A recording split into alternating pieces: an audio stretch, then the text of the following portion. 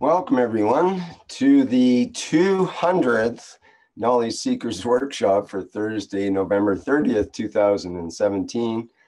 I can hardly believe that I said the word 200 there. That's quite amazing experience the last few years now of these workshops.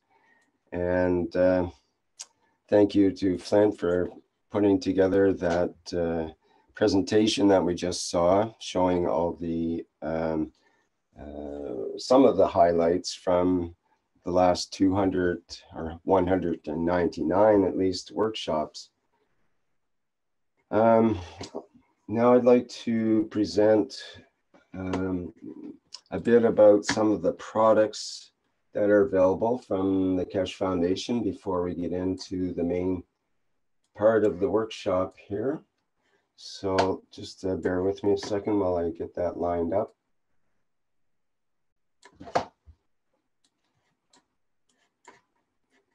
Okay, let me see.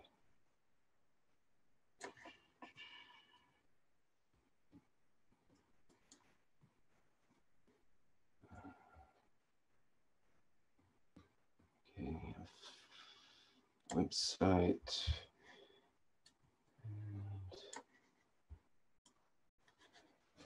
Okay.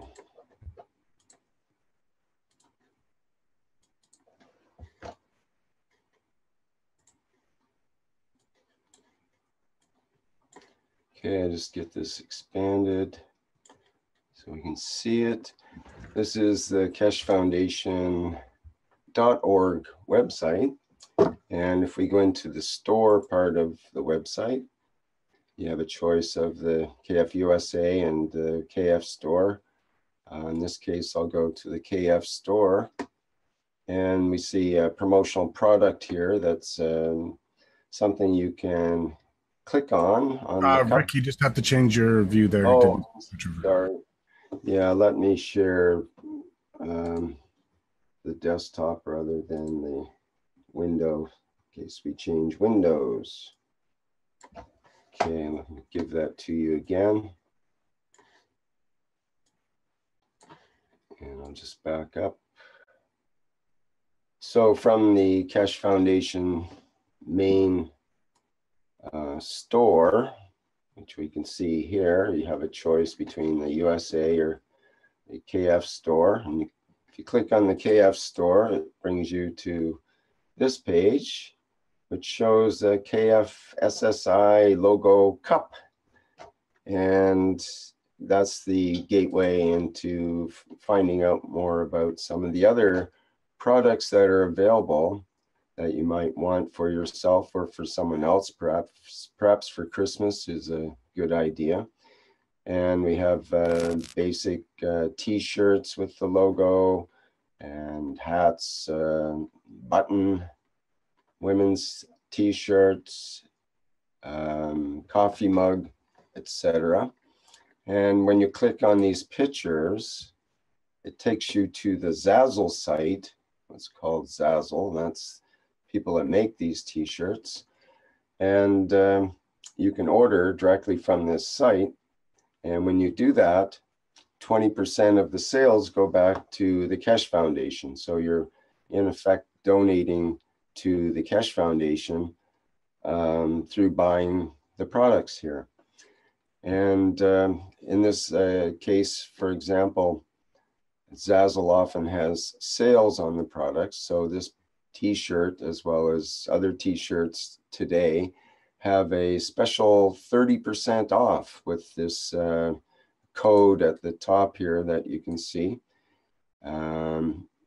So between the 30% off, then it actually becomes quite economical to buy this t-shirt. For example, it's at $12.43, that being US dollars currently with the code. And so we have other, you can select your size, you can select different styles and types of t-shirts, and as well as many other products are also available. If we go into the actual, there's the KFSSI button. I think that's kind of kind of nice. If we go into the products, there are, see other products such as iPhone case. Let's see what else. There's things like, oh, that's not the one I was after. There's one I did like that, there it is. Whoops, that's not showing.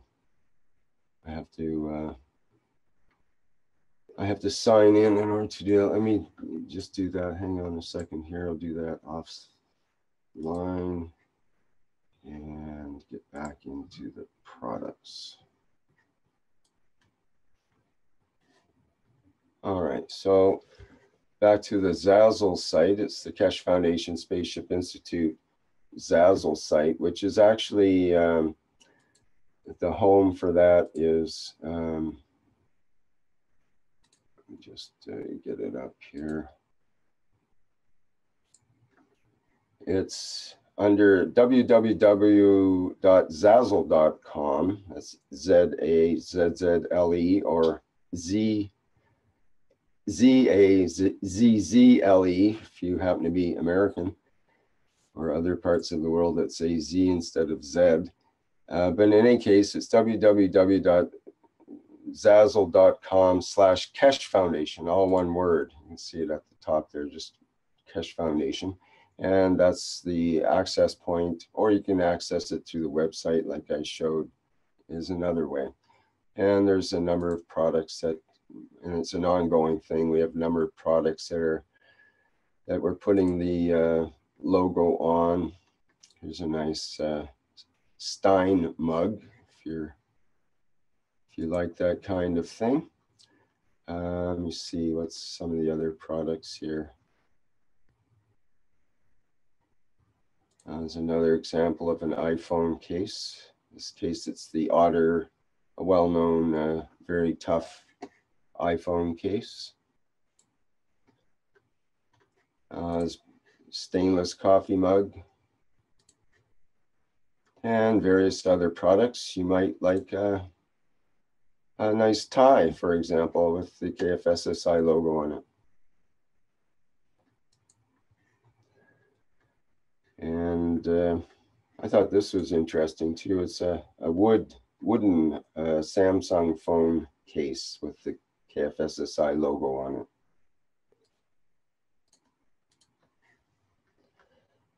Okay, so that gives you some idea of what's available on that Zazzle site. And you're bringing more gear out regularly, aren't you, Rick? Yes, we put the brand on different things, and we have different brands coming out as well, so that if you're, for example, if you're a, maybe you're a teacher in a workshop and in an official Keshe Foundation workshop, well, you can have your official Keshe Foundation workshop logo put on t-shirts so that people in your workshop can buy the t-shirts. And you could either have them already pre-bought from the site, or you could have them ordered directly on the site. They could even do that, you know, right from the workshop if you wanted to. So that's an interesting way to market the goods, and it's not like we're in it for the profit really. It's more just in getting out the Keshe Foundation name and that brand as something that people can be curious about and, you know, start to ask questions about. And it's a good conversation starter. That's correct. Sure. Yeah, it's such a beautiful logo. It's very colorful, and sometimes some of the products have the saying, "We replicate the same technology as the universe" on them, for example, and other text that can also be put on, and we're working on that. We can have different t-shirts with some of our favorite sayings from Mr. Keshe, for example, and that sort of thing. So that's all being worked on. And what other products do we have from You see from the Keshe Foundation itself, got well, the MagRav systems and various products that you can see here, including the Pain Pad and Pain Pen, which are some of the old favorites. Shows the books are available. I'm not sure if are they available right now, the books, or are they currently waiting printing? Not sure if they're available right now to order. They're on the website. Sorry, good morning. Good Hi, day to you. Show whenever and wherever you listen to us. The books are paid for over 4,000 or 5,000. We paid the company in Belgium 25,000 and they refused to deliver it. And we will announce how you can get it. Give you their address and telephone number. You can call them and demand your book. We paid for it and we're going to advertise it across the internet, the name of the company, that they cannot defraud people like this. So the books already paid for over 6 months now, and it's a fraud again through the Belgium structure. And we do not take court cases because we know what they do there. They intimidate everyone. So what we do, we're going to give you the address, the telephone number of the gentleman, the director, and the company, and we put it across right internet. They can take money and don't deliver. So your books, you can demand it, they'll deliver it to you, and we'll see what happens. But the books are there, printed, ready. There are actually about 8,000-9,000 of them. Sorry about that. Go ahead. Okay, thank you, Mr. Keshe. Thank you. This is one product that Ella wanted to be promoted for Christmas. It's the GANS bulb humidifier, which is an interesting product. Basically, it plugs into your USB port of your computer or some other USB connection, and it emits a vapor from the water that you put in. Now you can put in distilled water, or I guess you could use tap water, but distilled water would definitely be best. And the kit comes with some dried GANs that you add to the bulb, apparently. And there's a little video here. Let me try to play it. I'll have to change my settings just a second. It's working fine, Rick.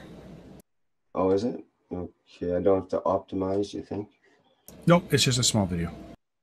Okay, I think it goes bigger though when I click on it up here, so I'm not sure if this is going to work.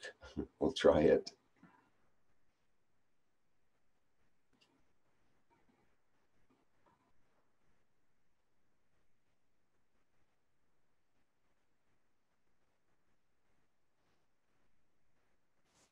Did you see that okay? Yeah, came through fine. Thank you. Okay, because I can't tell when I do that. I go to full screen and everything else cuts out on my other two screens. Anyway, okay. So that's a lovely product, actually, I think. And there's various other products that are shown on the website that you can scroll through and see if you're interested in. And at the bottom, there's a place to make a donation for those that are feeling in the Christmas giving spirit. Now is a good opportunity to make. These are in handy donation increments of 10 euros, 100 euros, and 1,000 euros that you can click on, and it's preset, ready to go.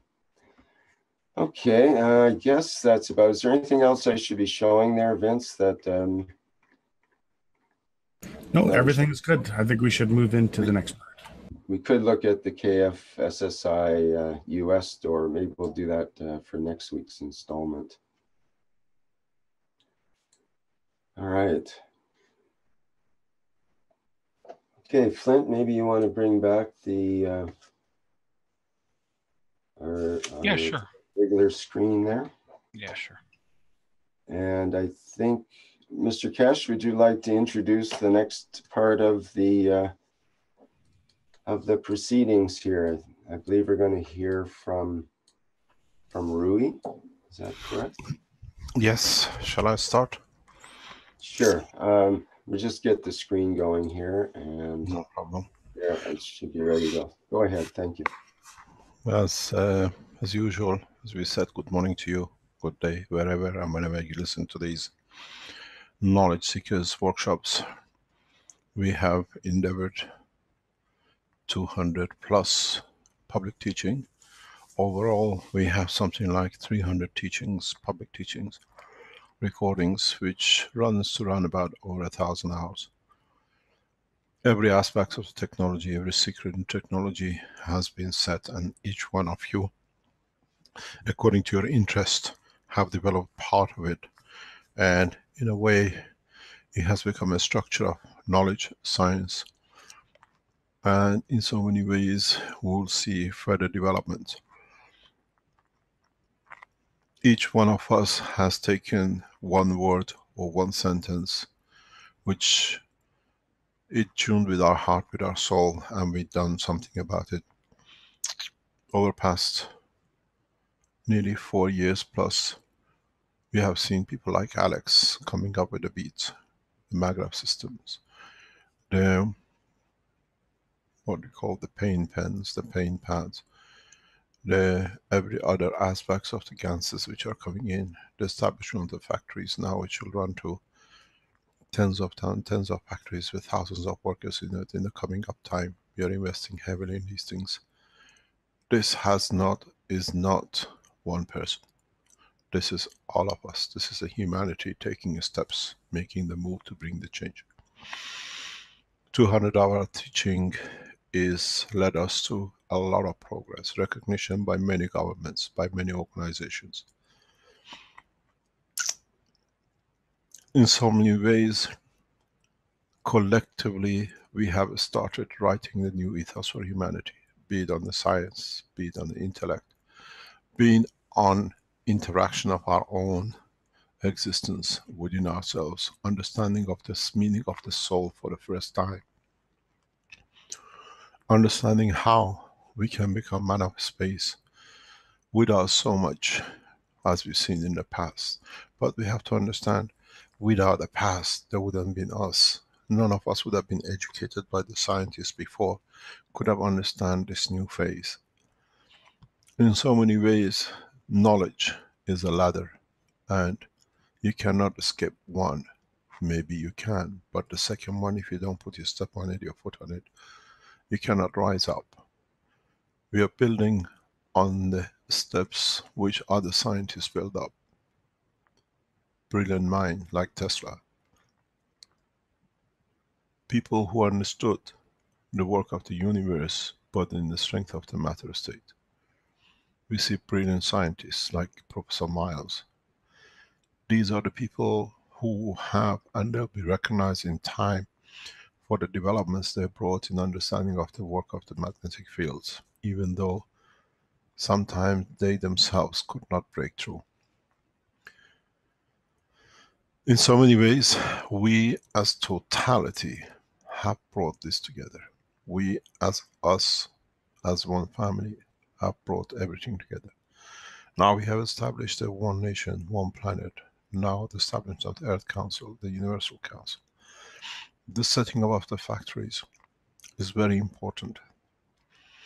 With it comes the banking, with it comes with governing, with it comes to be able to make changes which has been needed for a long time, but nobody endeavored to do, because everyone saw themselves not be big enough to stand the bigger people. Now is us, we are bigger than anybody else. As a Keshe Foundation family, we have gathered enough strength that we can make change. Over 100 million regular visitors, regular people who work around the foundation ethos or the knowledge has been established. We have established a base more or less in the mind, in the soul, in the body of a man on every country, every island on this planet. Sometimes we'll see further developments rapidly. Sometimes we'll see a stop and then move again, because that stop meant we needed maturity. We needed to mature. We needed to understand. There's a lot of deep understanding. Many of you in the past week, 2 weeks, 3 weeks, that we start explaining more about the structure of the soul, are moving into that direction. Because you have found there is more than me, and I make the change. You have found that there is more and more of me that can do more. I do not need to be to do. I need to understand what I can do without being there. Teachings has been solid. Teachings has been very much step by step, gradually building up and building up to the level that, as I said, in past 2 or 3 weeks, we have entered a new dimension of teaching. In a short time to come, you will see a lot of silences in my teaching. If you've been on the teachings in past 2 or 3 weeks, especially last Tuesday, last Thursday, I take a lot of time silence. Because it's the time when I work with the soul. When I pass the message on in a way that reaches the soul of those who are ready to receive. This is how, in a space when we don't have mouth, when we don't have eyes, we can communicate. When I go silent, you will go silent. And you'll be able to receive what is there that is comes, that you receive. In space, when we see people after space, we cannot speak. They don't make noises. They have no mouth, they have no eyes. But they have a beautiful soul. This is part of the teaching. Listen to the last Tuesday public teaching with the councils, and last Thursday and before. You see a lot of step gap, a lot of silence parts.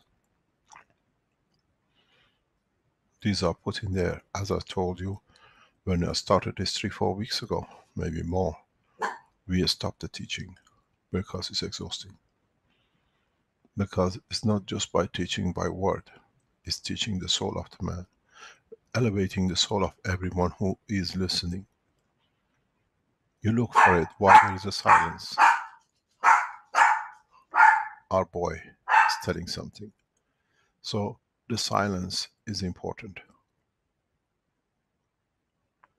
He's not searching for word. He's receiving the message through the soul of the man. We need to do this. We have to do it. It's part of the training of becoming man of space. It's no use if you speak English and end up in the middle of Frankfurt, nobody understands, everybody speaks German, you start shouting, you want 2 glasses of water. Nobody understands you. It's the same in the space. There's no use making, shouting, because they don't understand. Learn to transfer knowledge. Learn to transfer feeling through the soul of the man. They will understand, they will respond. Eyes, mouth is one of the very few attributes of being man of earth. When we start talking through our soul, we create peace. This is the next step to World Peace Treaty. This is the next step to writing the Universal Council. If you read in the agenda of the Earth Council, you see it says there are words in there, 3 or 4, which is indicative of being man of space, preparing human race for a space where we cannot carry dictionaries, but we carry the dictionary of the universe, which is the soul of the man. The language of the soul is the same. In so many ways, this is part of the teaching. In so many ways, very slowly, we are walking into the next step. We will not be able to carry everyone with us. Each one of us in stages where we are happy to be will take from this knowledge. We are developing we are developing the new space science. Just 1 second, please. I have to get the little boy.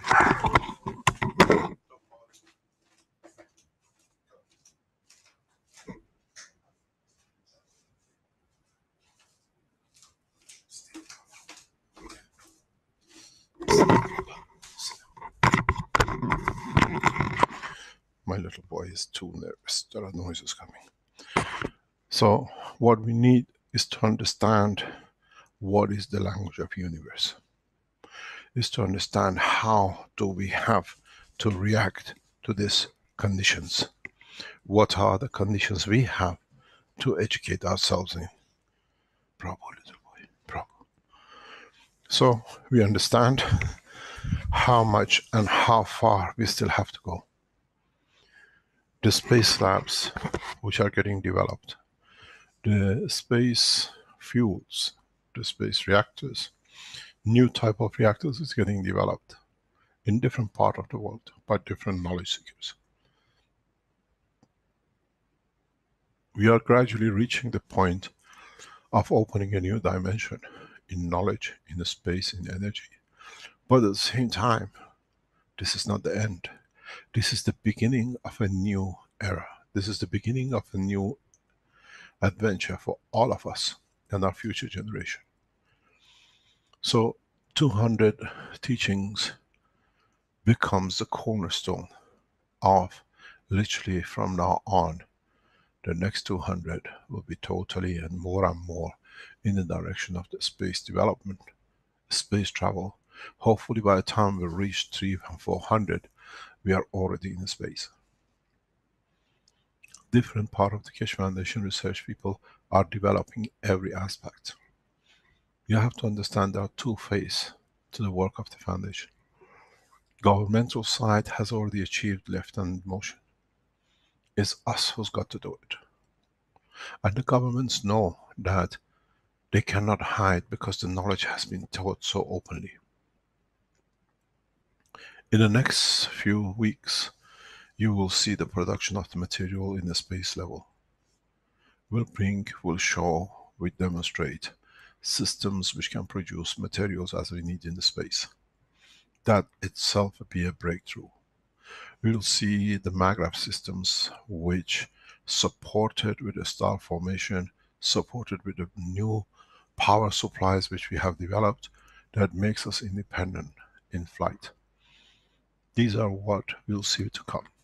One of the problems we see at the moment with all our flight system, the star formations, is because they are connected to a power supply which is matter state or is connected to the wall that the motor runs.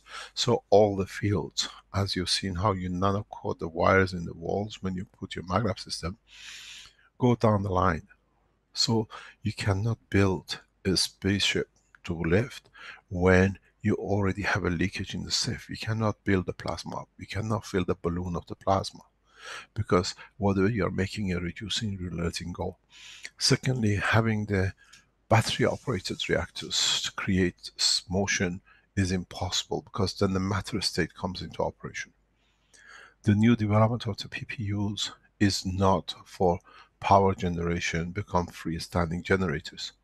These are freestanding generators for the space reactor. This is why I developed it.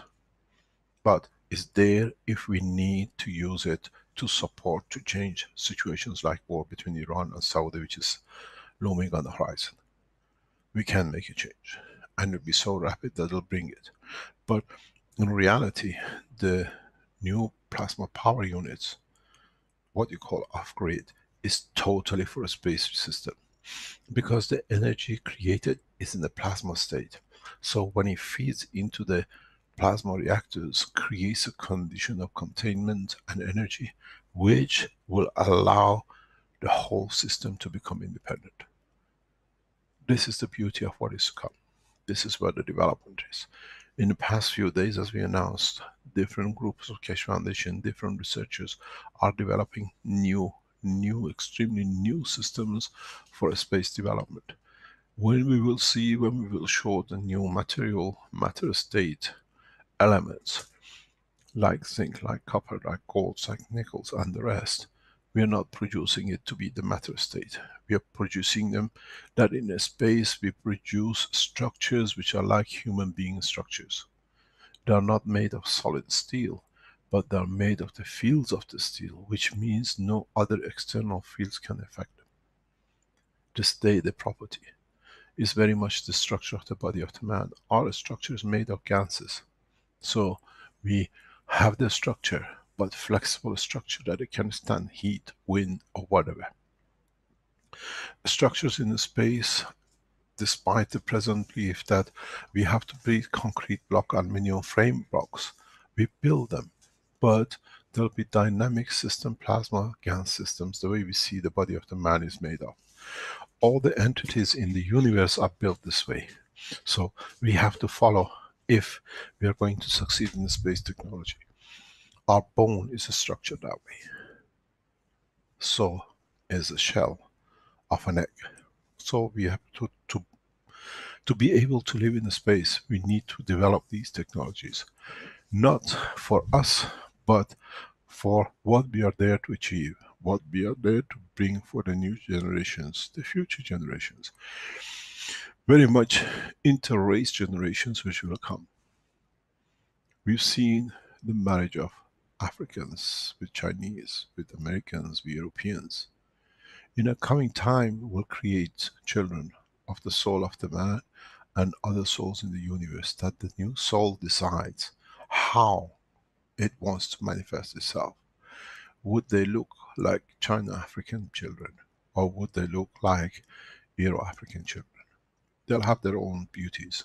We've seen them, we lived with them, and the interface of the soul to confirm itself to manifestation of physicality in the marriage of souls in space is as normal as every day you eat and you breathe.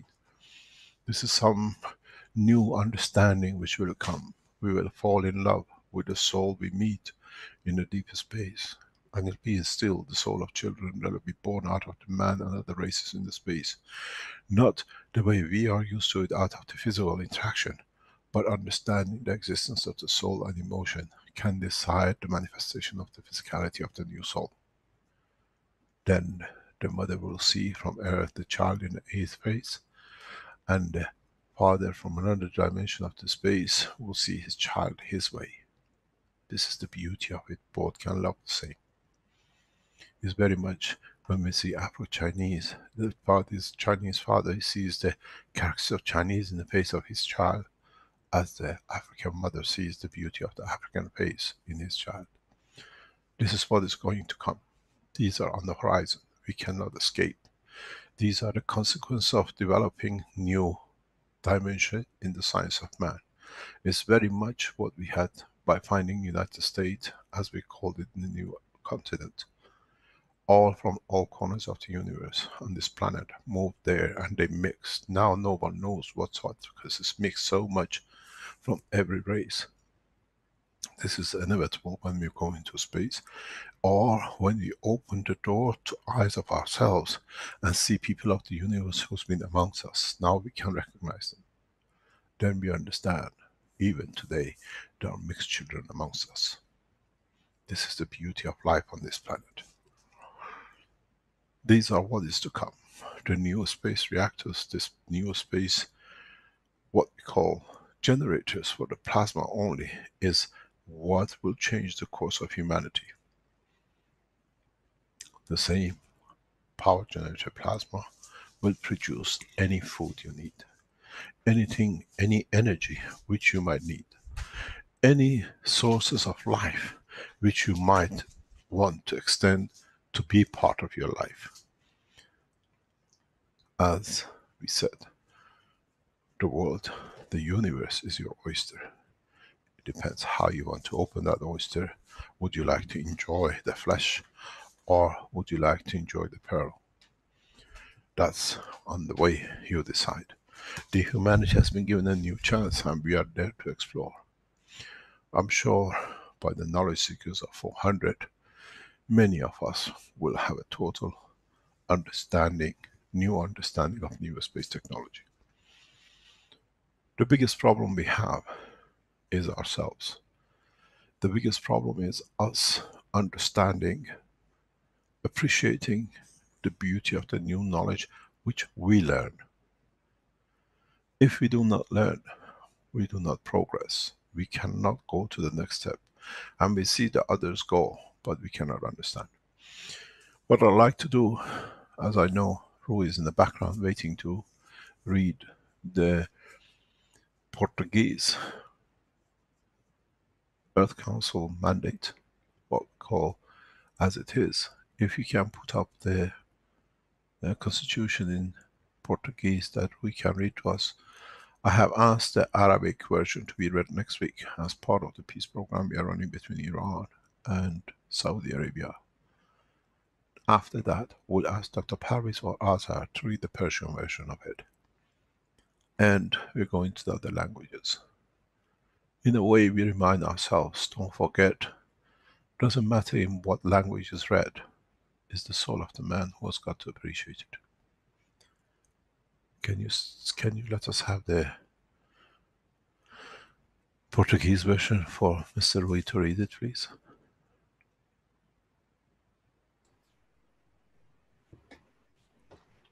Good morning, Mrs. Keshe. It's Rui speaking. You want I share my screen, right? Please. We don't want to see your desktop. We just want to... Yes, I will. I'll do Rui it. is a member of the Universal Council of Portuguese Language. So this I'm showing, it's the in Portuguese version of the... We have not seen it. You have not shared the screen yet. Not yet? Okay. Because I'm in the computer and I'm in my phone. I'm speaking through my phone, but I'm trying to share it through the computer. Let's try again. Yeah. Okay. Should be there now? Yeah? Yes, it is there now. Yes, go ahead. Okay. I'm gonna start speak Portuguese. Bom dia, boa tarde ou boa noite, onde quer que estejam todos os ouvintes e seguidores da língua portuguesa. Vou passar a ler na versão portuguesa do Manifesto da Constituição do Conselho da Terra da Fundação Keshe. E começa assim: nós, as almas de todos os seres conectados ao planeta azul Terra, por este meio criamos a Constituição do planeta azul Terra, uma nação, um planeta, uma raça. Constituição. O Conselho da Terra foi criado para garantir que, ao dar direitos iguais a todos os seres, nunca haverá outro conflito ou guerra, neste planeta ou para além dele, que seja criado por qualquer um ou qualquer dos cidadãos ou qualquer dos seres criados.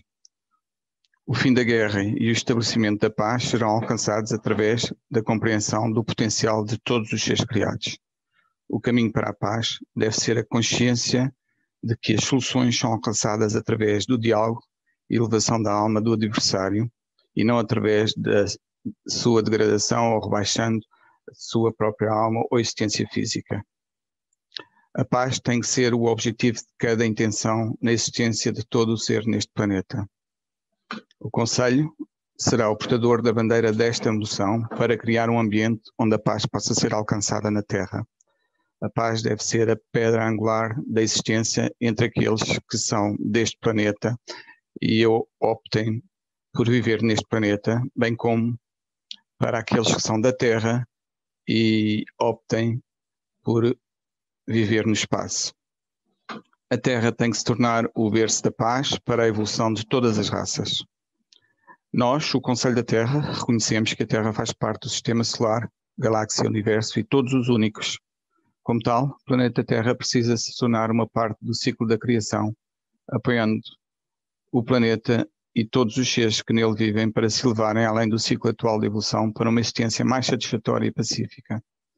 Nós reconhecemos a Mãe Terra como uma entidade viva, que tem a sua própria alma. Desde cada átomo, as plantas, animais, humanos, insetos, micróbios e mais, e ainda todos aqueles que não foram descobertos, são almas que compartilham a essência do Criador e os campos do planeta Terra.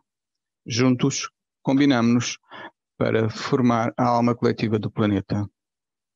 Nós reconhecemos que todos os outros seres neste planeta precisam ser apoiados, nutridos e autorizados a prosperar em paz, incluindo animais, plantas, ecossistemas e todos os seres invisíveis, bem como a própria Mãe Terra. Todos serão apoiados para crescer e prosperar, pois isso por sua vez, melhorará as vidas, não apenas neste planeta, mas em toda a totalidade, tal como reconhecemos que somos uma parte do todo.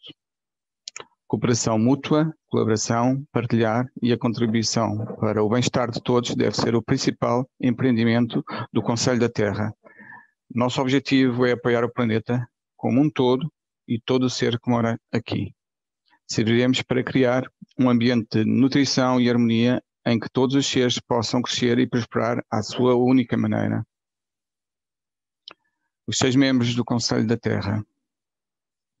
Cada continente da Terra é representado por um membro, sendo eles África, Ásia, Austrália, Europa, América do Norte e América do Sul. Cada membro representa as necessidades e os desejos dos povos que vivem no continente, bem como a totalidade dos seres que residem lá. O processo de seleção. Os membros devem ter vivido em pelo menos 2 continentes e falar pelo menos 2 línguas. Isso permite uma perspectiva mais ampla de compreensão quando se trata de levar em consideração as necessidades de toda a humanidade. A claridade das almas. Os 6 membros do Conselho da Terra estão aqui para servir em consciência de suas almas através da manifestação da physicalidade. O mandato do Conselho da Terra. Para apoiar e servir, fornecer e proteger. Fazer surgir em nossas almas o entendimento de que o poder para nos governarmos está dentro de cada um de nós, na interação com outras almas, criando uma coexistência pacífica. Nossa intenção é fazer surgir o melhor do melhor em cada alma viva neste planeta azul que chamamos Terra. Dar a manifestação das nossas almas na fisicalidade, a liberdade de viver em paz, amor e confiança neste planeta e no espaço. Nossos desejos são para que todos os seres vivos na criação possam habitar em paz, harmonia e tranquilidade. É hora de acessar e compartilhar recursos em igualdade de forma justa e correta entre todos os seres. O Conselho da Terra servirá e apoiará o fornecimento a todos os seres humanos do seguinte. Primeiro, liberdade de associação. Segundo, liberdade de expressão. Terceiro, liberdade de movimento. Quarto, livre da fome. Quinto, livre da falta de recursos. 6, liberdade para explorar o caminho para entender sua própria alma. 7, liberdade para aprender. 8, liberdade para contribuir para a sociedade de acordo com os nossos talentos e capacidades e com o que nos encontramos a cumprir. 9, liberdade para escolher através da nossa alma como e quando desejar manifestar-se na fisicalidade ou não. 10, livre de ser propriedade de outro. 11, libertação de toda a supressão de tecnologia e informação nova e inovadora para aplicações específicas. 12, liberdade para compartilhar. 13, liberdade de pensar. 14, liberdade para amar e dar. 15, liberdade de escolha. 16, liberdade de linguagem e idioma. 17, liberação de um sistema monetário. 18, livre de castigo sem cativeiro ou execução. 19, liberdade de ser contra conflitos e guerra. E 20, libertar-se do medo dos outros, negando-nos essas liberdades. Não haverá fronteiras nacionais ou regionais, nenhuma distinção entre cores, raças ou caminhos de crenças e sem preconceitos culturais ou barreiras monetárias que dividam um do outro ou deem uma vantagem injusta a um sobre o outro. Não haverá títulos hereditários ou papéis de liderança herdados que englobem a monarquia, a ditadura militar ou a realeza de qualquer título. Não haverá medo de punição por qualquer crime. A elevação da alma daqueles que fazem o mal permitirá a abolição de todas as formas de prisão e pena de morte. Através da educação e do compartilhamento do conhecimento ao nível da alma, todos os seres elevar-se-ão. O castigo não tem lugar para o nível da alma na compreensão de sua própria força de campo. Não há necessidade de um sistema monetário em que se trocam bens e serviços por trabalho. Criaremos um ambiente onde o dinheiro não tem lugar na sociedade. Quando todas as necessidades físicas de todos os seres forem cumpridas, o trabalho será feito para trazer prazer aos outros e a nós mesmos. O fim do sistema monetário trará a era de seres humanos saudáveis e o verdadeiro amor entre todos neste planeta azul Terra. O trabalho deve ser para a alegria pura ou o prazer de servir os outros e elevar a alma dos outros, assim como de nós mesmos. Todos aqueles que desejam servir como tomadores de decisões e guias podem oferecer-se para servir com a consciência da sua alma e obter o consentimento dos outros, para que possam cumprir o papel requerido. A elevação da consciência permitir-nos-á reconhecer as forças de campo únicas de uma alma que lhes permitirá servir para o benefício dos outros e levar a humanidade toda. Essas pessoas servirão para iluminar e inspirar elevação em outros. A liderança vem da alma do homem e com o acordo dos outros para servir. Nós respeitamos todas as formas de todas as entidades neste planeta azul Terra e além dele. Todo ser no planeta terá as mesmas liberdades, aqueles que são livres para a viver em paz com todos os outros, em um ambiente de dignidade e respeito mútuos. Todos devem ter a liberdade de escolha para viver da maneira que desejam, desde que tenham consideração e respeito pelos outros. Todos os seres do planeta devem ser apoiados para permitir que vivam sem escassez. O acesso básico ao abrigo, à água, à alimentação, à segurança, aos materiais, à liberdade do uso do campo de energia, terra ou recursos universais, deve ser uma prioridade, bem como a paz e a estabilidade para permitir o bem-estar emocional e a busca da iluminação. Toda a diversidade é reconhecida como expressões únicas e diversas do Criador e será abraçada e celebrada como trazendo riqueza para nossas almas. Todo ser deve ser apoiado e encorajado a obter conhecimento. A humanidade, em particular, precisa da liberdade para explorar e entender esse conhecimento, o que só pode ser obtido sem a necessidade de trabalhar constantemente para sobreviver. Criar as ferramentas para se tornar independente, os seres humanos autorresponsáveis devem ser uma prioridade. A alma dos seres ditará e guardará em um modo de vida responsável, justo, correto e verdadeiro, em benefício de toda a criação, em medidas iguais. Pela primeira vez na história do homem, por vontade própria ao nível da alma, o aprendizado começará por conhecer a alma desde a infância. Quando as catástrofes naturais acontecem, devemos ajudar com todos os seres dessa área, não mostrando qualquer preferência e apoiando todos. Isso inclui a compreensão dos ecossistemas do planeta e o que os seres precisam no seu ciclo de vida. Todos os seres terão acesso e compartilharão recursos em tempo de abundância e em tempo de desastre. Quando surge um conflito, devemos negociar uma solução pacífica para todas as partes, pois deve ser oferecida a toda a humanidade uma paz duradoura. Isso só é possível quando todas as partes forem tidas em consideração. Todos os seres merecem proteção contra danos à sua physicalidade e emoções. Processo de tomada de decisão.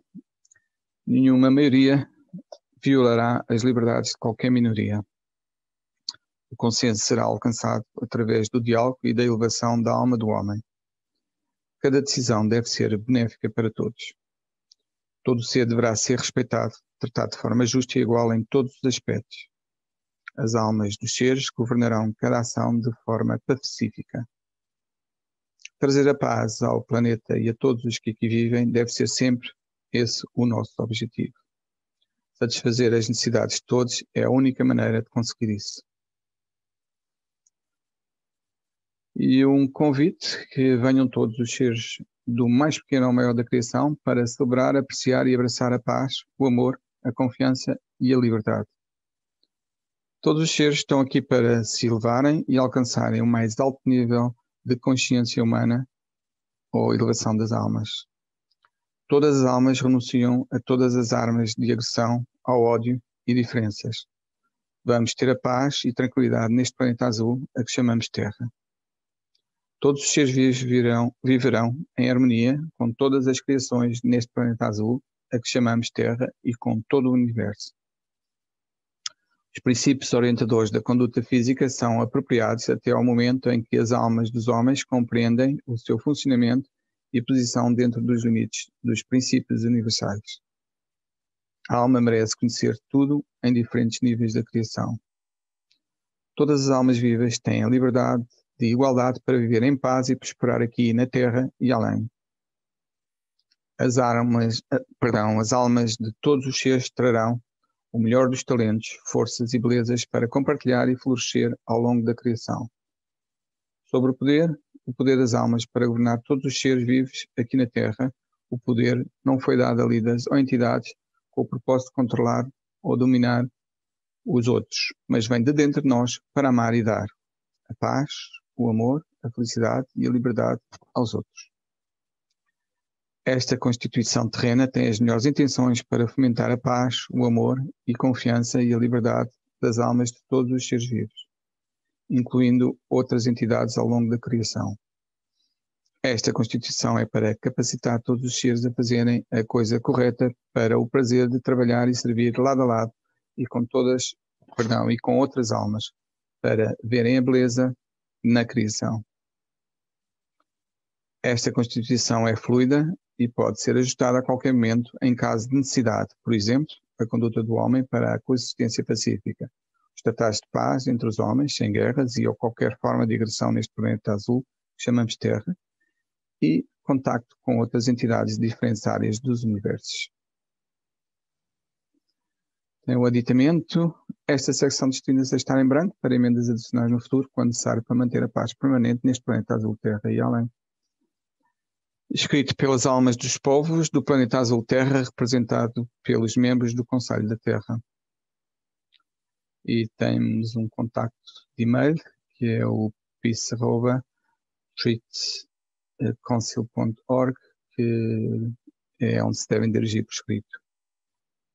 Sempre ao Conselho da Terra, a qualquer momento que seja necessário e que entendam que há uma solução a ser necessária. Muito obrigado a todos por ouvirem e vou passar a palavra. Okay, it was done. Thank you very much. Another beautiful language. What man has got himself to be able to express his emotions and his life.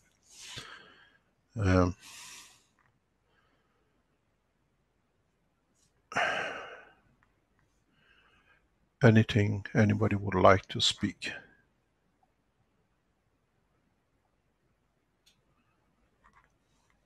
Anything from the Universal Council members or the Earth Council members?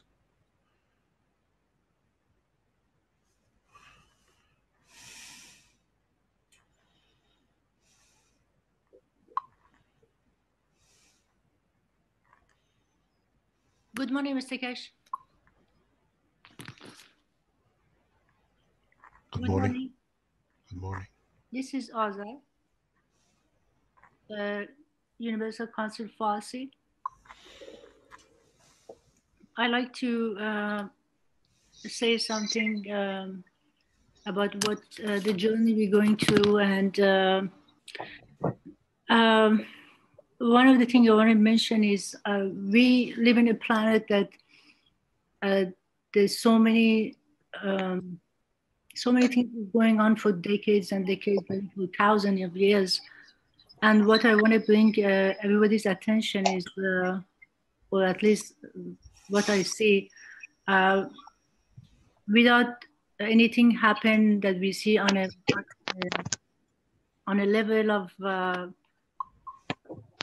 level of mass media, I like to everybody pay attention to on a daily basis what is been going on beyond the scene, and not focusing on what we see on the news. Anything that on a daily basis we have seen in our own countries for past 100 years, or I don't know, 200 years, 300 years. And each of us know what are those issues, or what are those problems. And we can bring it up without they showing up on TVs or radios or on a Facebook. And I know what's going on. For example, when in Iran, in a background, or somebody who lives in Africa knows what's going on in a background. And all of us can bring those in and talk about it. We don't have to wait. Something shows up. And I try to make it my business to to find out more, because I don't live in Iran right now, to see what is the new things that's going on in, for example, in Iran for the past 30 years. And then when I was in 1990, in 1995, 1996, I think I was taking a class as my major, parasitology, vertebrate zoology class. And I remember very clearly my professor's name, because I usually don't remember them, Dr. Alsap. And then after he lectured, he showed us a movie. And in this movie, I saw the African people sitting around their hut, and then almost all of them, under their skin, they have these huge worms that they would take a little wood and make a little hole in their skin and open up, and they get the head of the worm into the wood and they roll it around. And they had to be very careful, because if they moved it too fast, it would break and part of the worm would stay. So that way they would get rid of all the worms under their skin. And then after the lecture, Dr. Alsap said, there are about more than 1 million people in Africa just dying from parasitic diseases. Well, at that time I was very naive. And then I went to him after class. I said, Dr. Alsap, I think you made a mistake. And he said, what did I say? I said, you said more than 1 million people die in Africa from parasitic diseases. And he said, Azar, wake up. This is the reality. I said, Dr. Alsap, but there's nothing on the news. I don't see anybody in United Nations talks about it. This is a huge problem. And then he's looking at me like as if I didn't know anything. And then I was stunned. Actually, it occupied my mind for a couple of days. I said, and I keep talking to other people about it. I said, do you know there's more than 1 million people in Africa dying for parasitic diseases? And I was really shocked. But these are the things going on in the background in every nation. You live in different ways. And in New York, actually, we have pretty much like a melting pot. You can see, like my own office is an international, like people from all over, they work in my office. But each of them, they talk about their country, there's something going on. And what I like to do, I mean, as a Universal Council Farsi, what I like to say, we have to pay attention to what is going on, and it's been there and is for ages, not wait till something happens on the media and we go and talk about it like I don't know, somebody get killed or tornado or a flood, anything like that, or an earthquake. We can bring those and talk about it, or whatever we can do. And that's it. Thank you.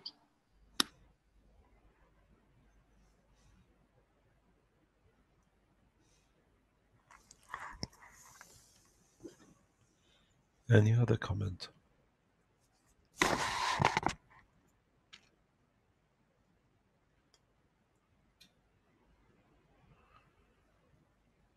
The hunger and diseases has been with us for millions of years, and as we have mutated, we have found, or our body has found a way, or we have found ways to overcome these infections and these parasites. Parasites mutate with the new ways, and we mutate to find a new way to overcome them. We have been with this for centuries and will not change. This will not change. And if you look at the diet of human race in the past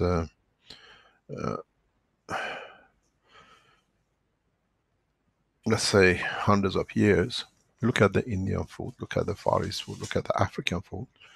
The herb, the roots we eat is to overcome these kind of parasites and infections. That is part of our food. Now, in so many ways, with the ganses, we have found the solution for totality. We see it in the test done in Ghana and in other laboratories, that we are overcoming a lot of diseases, a lot of parasites and all sorts. We don't need to look for herbs. Now we have found a common material which can help us in different mixtures. In a coming time, when we had a meeting even yesterday in manufacturing management team, one of the new products which is designed, will be designed and delivered in Africa, is single portable systems which can literally take the water from the river and within 5 minutes drink from the other side. We done these, it's all been done, test has been done, it's confirmed. Now we have to make the machinery for it to deliver it. The same will be across to Europe. There'll be the same across most of the European countries. We have a huge problems in Europe, in Italy, with water contamination, in Holland, in France. Governments cannot come out with these anymore. In the West, we are more in danger than in Africa because the mutation is so immense where there is a slow. We're seeing new diseases, we see new infections, which we never knew. If we explain what we know, the new diseases in past 10 years evolving, pharmaceuticals can't even catch up with. The reason is we become a multi-race, national, one nation. You have people coming from Africa bringing their problems from the Asia, from South America, from Europe, from America, from every corner of this planet. For example, we put them all in the city of London. 25% of the city are non-English, 30% plus now. So these mixtures gives a new chance for these parasites, these illnesses to evolve. We are seeing diseases, illnesses which doctors can't have anything for. They just call it a cancer or they call it something else because they never seen it. It has similarity to something or something they can't understand. They call it a cancer. So we always evolved through diseases and millions of dies till the others have received, or our genes have found a way for it to survive, and then it has spread across.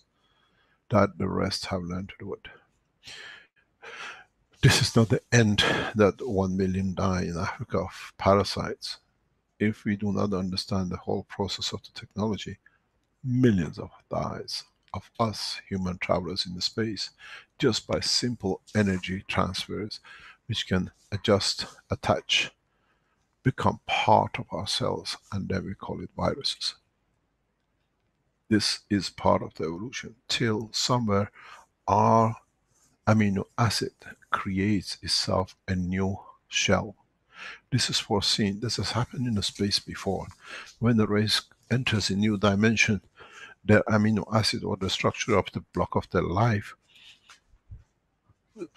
evolves to a new dimension where the space energies can be stored, that every energy does not become a virus. As we said, a virus is when the additional energy is attached to the amino acid. With what we going through and the evolution which we will have, our amino acid, if we come back to Earth, will have a new evolution on it, which means it'll create itself a secondary package.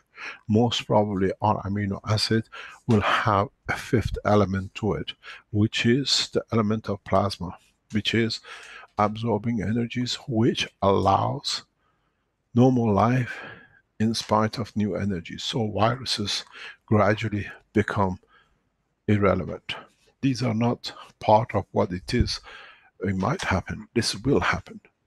We have seen this evolution in other races in the space. So viruses, bacteria, parasites are part of the process of our evolution. They live, we live. We have to find a way that we become strong enough to be able to overcome it. Our ancestors used garlic, ginger, any kind of fruit to overcome these parasites. That's why Indian food is so rich with herbs, because each herb kills one kind of parasite. That's the only reason we see this. The same in South America. If you look at the chili and others, these are all used as a parasite killer. Now we add them as a taste to our food. The same is with Africa. In so many ways, we see different parasites which will be evolved in Europe as man over millions of years. Now it's only a few thousand years in Europe. They will come to it, they will evolve. In a space we evolve. But this time it will be viruses. not parasites. We learn. This is part of the process of being a living thing on this planet, in this solar system, in the universe. One of the things which man will learn very quickly is that viruses of upper level of the Earth are different than the viruses in the solar system. The viruses in the solar system are very, very different than the viruses which are in the galaxies or in the universe. Because each one carries a specific strength. Each one has its own unique characteristics. And then we have to adapt to it. We have to find out a way. We become, if those of you, and I've said many times before, think that the open space is the place that we can do whatever we like. Yes, but with it comes gaining new knowledge. With it comes understanding new dimensions. With it comes in understanding what we are getting ourselves into. It's a wild west frontiers, if you understand what it means. It's the time to learn. It's time for us to understand. It's time for us to be able to evolve to a new dimension, to a new understanding. In understanding the totality, not just what we would like to do. In the process of the teaching in past few weeks, I have brought you step closer, walking away more from the systems, that you can become more knowledgeable, you become more trusting in the work of the soul of the man, in the inner strength of the being of the man. A lot of you have a problem in understanding, how do I evolve in a space? This is just a dream. But if you understand and you be able to do it on Earth, learn it, then you can practice it when the environment is right. Many of you think, how can I reach my soul to evolve? You cannot change yourself to the Martian figure or to the planet Zeus figure, because we don't have its atmosphere. Whatever you do, you evolve, you end up with 2 legs and 2 arms and 10 fingers. Because it's the condition of the field, the strength of this planet. But you can start practicing to gain strength, to gain knowledge. But you have to know where you go to practice. Where is a sandbank that you can test and try? Many of you will start evolving in understanding of the process by understanding, where do I have to go to see the change? Where is what I'm looking for? It's very simple. If you have not understood by now, I can explain to you in a very, very simple system, in a very simple way. I spoke about ILS. That is the wish of a man. It's the emotion of the separation of the soul of the physicality with the soul of the man. So, when you want to change, we understand it has to do, it is connected, and from what we know from our experience, has a strength, and it has to do somewhere between the physicality and the soul of the man, in the brain of the man. So what does this mean? This means desire to change the physicality has to be one step before the creation of the total manifestation of physicality.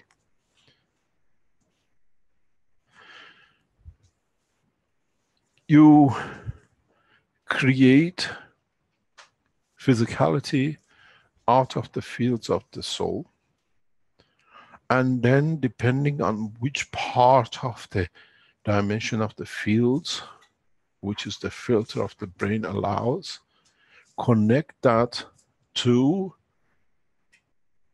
the emotion of that part of the physicality. So, in so many ways, we have the soul. Can I share a screen, please, Rick? This is Yeah, important. be able to do that, Mr. Keshe. Please do.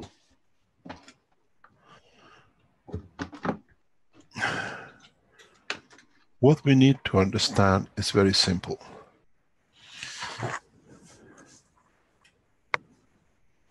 This is our soul. This is our physicality. Here, between the two, we have what we call the brain of the man, which itself is a filter of both emotions and physicality. It carries the strength of different materials, which the more you go this way, you go towards physicality.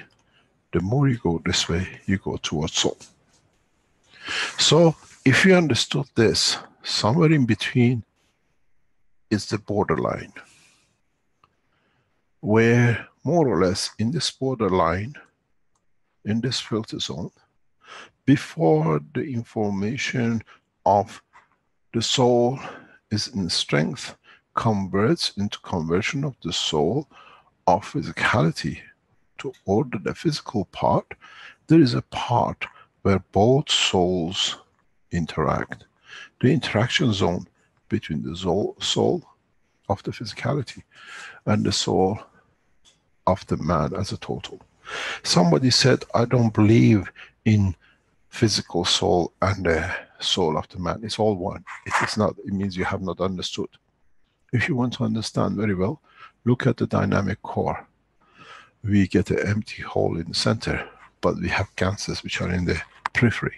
But each one of those cancers has its own center. So has its own soul, has its own control, has its own principal matter. So the two coexist, and the coexistence of the two dictates the position of either one in respect to each other. It's the same with this. Now we have a boundary, where in this boundary we call emotion. This is the part where emotion decides, interacts, joy, sadness, happiness, whatever you want to call it. Then you got to understand the transformation from the energy of the soul of the man to the physicality of the man then has a strength. So what we understand is very simple.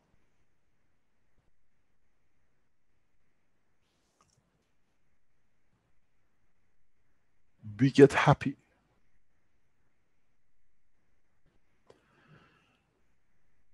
We cry. We transfer the emotion to the fields, and where it matches affects the eye. You see the tear.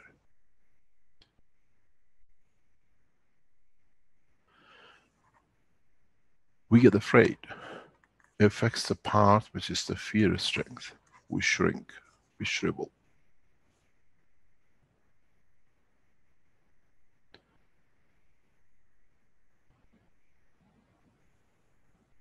We come to the point, now we understand from now on, where before reaching manifestation of physicality, dimension of emotion, don't forget, as you go this way, you're dealing with a higher strength field. Then now we have to find the field in this bracket, where we understand, where we pre-interact before the creation of the physicality, and with it, creation of the total brain section which controls the physicality. So if we can operate in this zone, then in so many ways, if we can operate in this zone, we find the strength of this zone, which comes through the want of the man, what you call wish, I can. Then you decide how you manifest yourself here.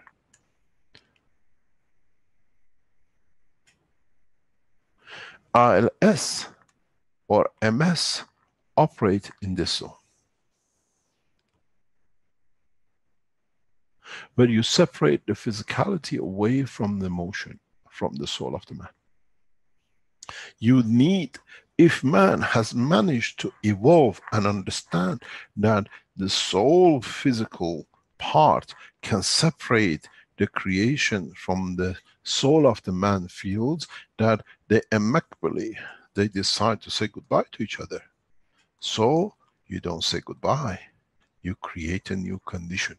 So in a space, using understanding this phenomena, we can wish to retract and do not manifest in physicality, but allow the physicality to hold on, or the field to superimpose on the physicality of the part of the soul over the soul of the man, till you decide by emotion that you manifest yourself as a new entity in the new dimension, because now this new environment needs new soul strength. Now you're in Jupiter. In Jupiter, you appear in the body of the man. You need a lot of clothes, gloves, hats, oxygen tank, and everything else. But if you manifest yourself in the pressure interaction of the fields of the Jupiter in respect to the sun, you walk as you're walking on Earth. But there you might have to be like the souls which live above us. You don't need arms and legs. Now you understand for the first time, this power has been within us, but we never realized. Those of you who see changes, you wish, I want to be white. You wish, I love a man so much and I want to be black that I'll be like him. You see the change of the skin.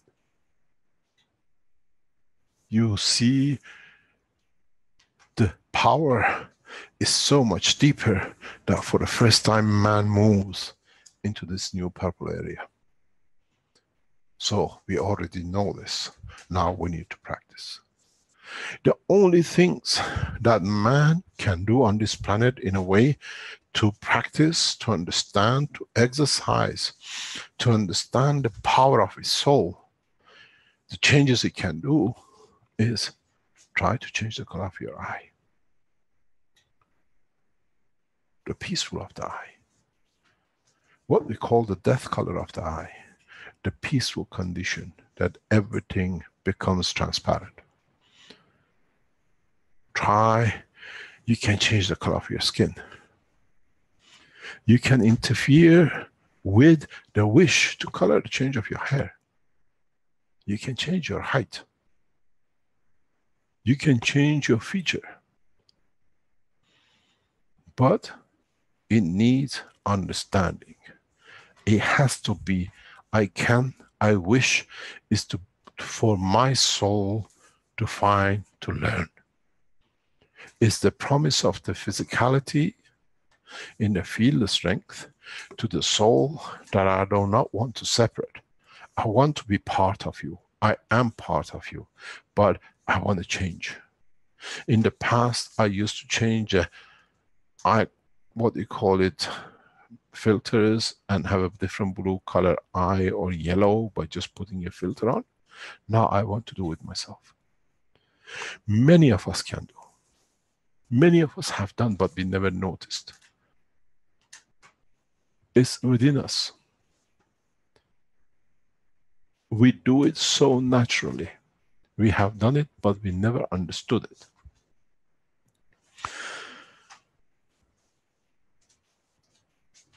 We see it, we never observed it. We do it as adults with our partners. We do it by standing in front of the fire.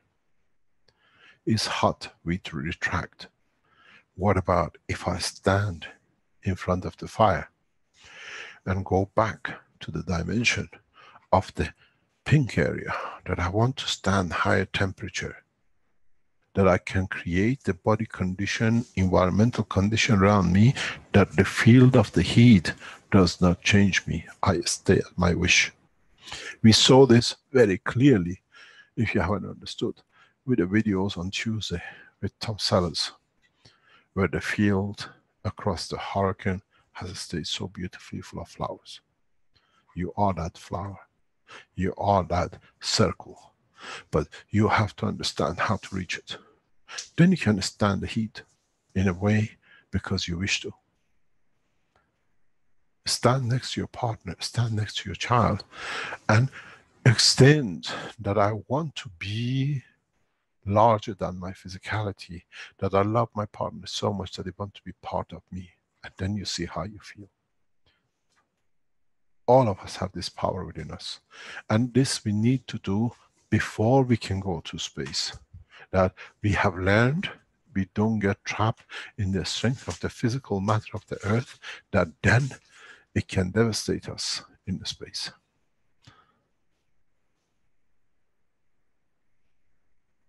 Those of you who have matured to move into that level, you will see you can do. And you will enjoy the beauty of the new knowledge. Those of you who cannot will ridicule, but that's the state of the knowledge and the strength of your understanding. In time, when you understand it, you can wish it, and it'll be done.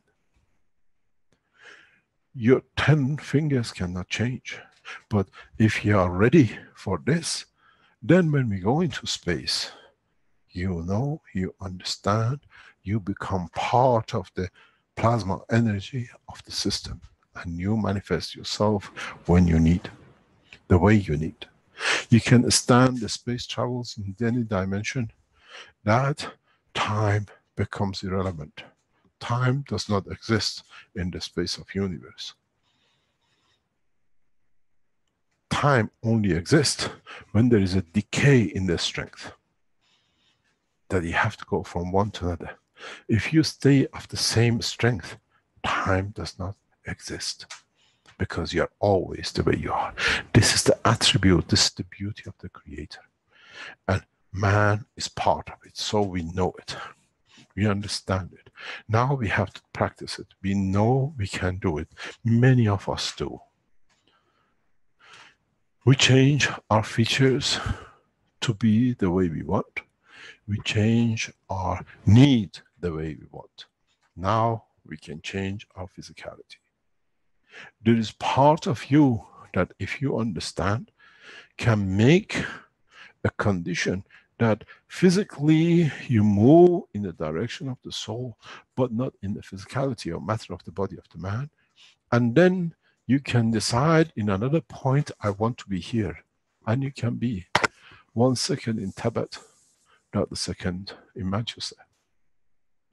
Because the speed of travel for the soul of the man compared to the matter state is 0. If you're very clever to play the game, they can see you simultaneously both in Manchester and Tibet. Because when you speak, within a second you are the other place they see. It has been done. Many, many masters who understood this have practiced it. Many people who've been through the pain have practiced it. The conversion of the interaction to the matter soul of the existence. And this will become day and night. Christ, bless his name, as I said last time, has showed us this. Many people do it at the point of the separation of the physical soul from the soul of the man. And at that point, they take the destiny. And then, when the environment changes, they change. They manifest themselves in the position, in the shape they want. These are not anymore fairy tales. Now these are realities through the new understanding of knowledge of plasma, the interaction of the plasma, and the existence of the plasma. If it's hard to understand, as I always say, look at it this way. The soul of the man is the sun. Radiates unconditionally. You trap the field, the strength of it, as part of the field and strength of the matter of the earth, you appear as copper, zinc, amino acid, and man.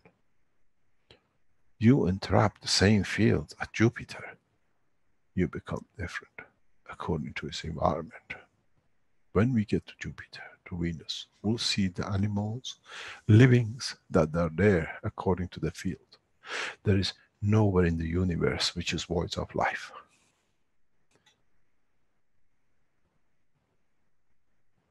Anyone says life is exclusivity of earth, as we say in Arabic, astaghfirullah.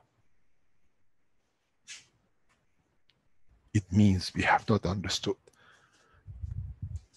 the essence of creation. It means that we are ignorant.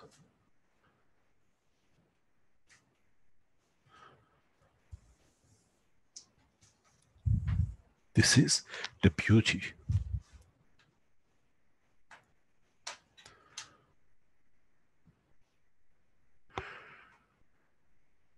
This is what we got to understand. With a new teaching, with a new knowledge, man becomes the creator of himself in a physical dimension, but not creator of his own soul. There is a big difference. The creator of the soul of the man from interaction of the fields has the essence of the creator within it. So is the physical soul of the man. I wish you could understand.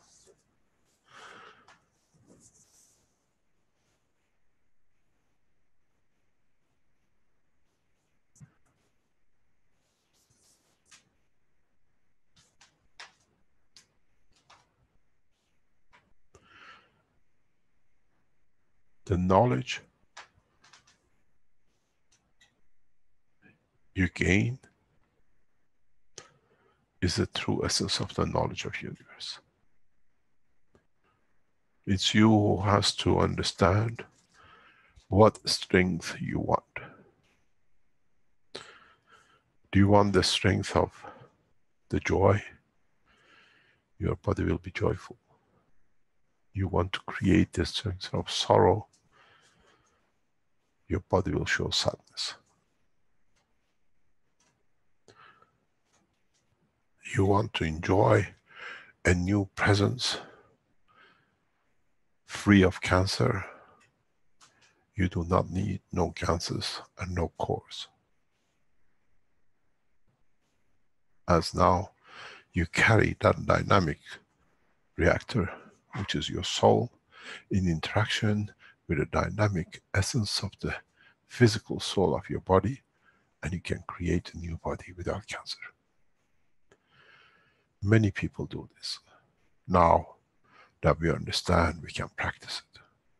Because then in the space, when you are hit or you enter a new dimension of field, then you don't need to come back to get the license from FDA before I die. You cleanse your body with the new fields to be set, and that body is not needed to be returned back to space.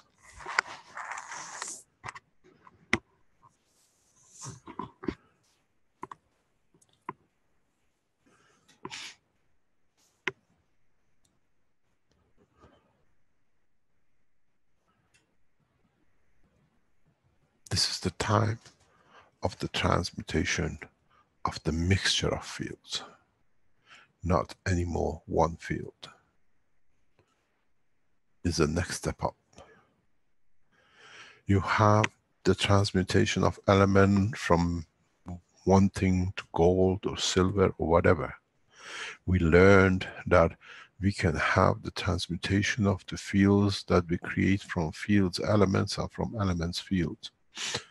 Now we learn about the, what I call, or what you call in the present language, molecular plasmatic fields of different strength, which allows us to create the transmutation of the molecular plasma. And then this becomes the essence of the creation of life, like the amino acid.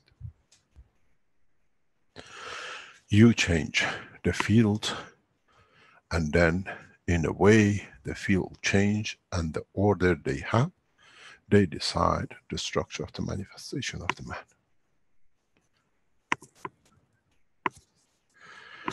There is only one entity, and one entity only, which is in the universe, is the same irrespective of the creature, position and space.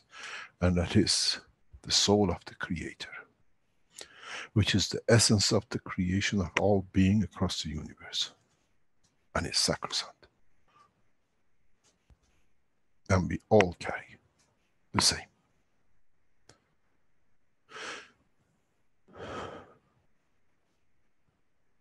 When you understand the process, then you can change. Then being anorexic will not exist, because I want to be slim but healthy. I will be slim and I'll be healthy. I don't need to die of anorexia.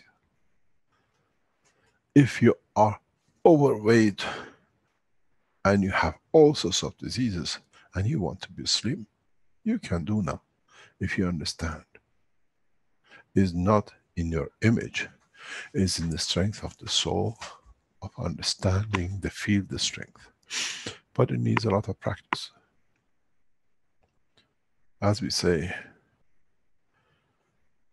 if you go for target shooting with bow and arrow, you don't get a bullseye every time, unless you're lucky. You find your arrow 20 meters away from the target, and then you might hit just a haystack. Needs practice. But when you practice, you have to understand what you are practicing, what you are asking. If you ask, if you need to be just for pleasure of thing you can do, you will never achieve.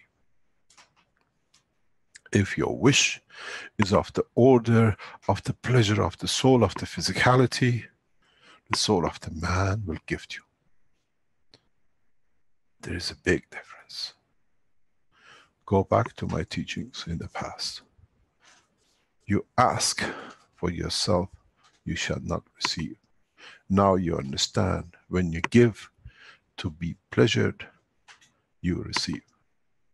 Now you understand, the wish of the man is a dealer between the soul of the man and the soul of physicality. Then you understand.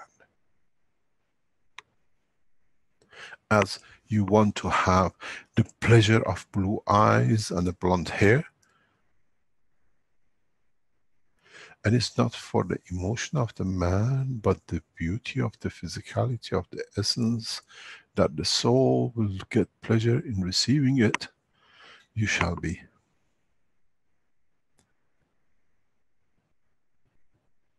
Understand the knowledge. Understand the principle.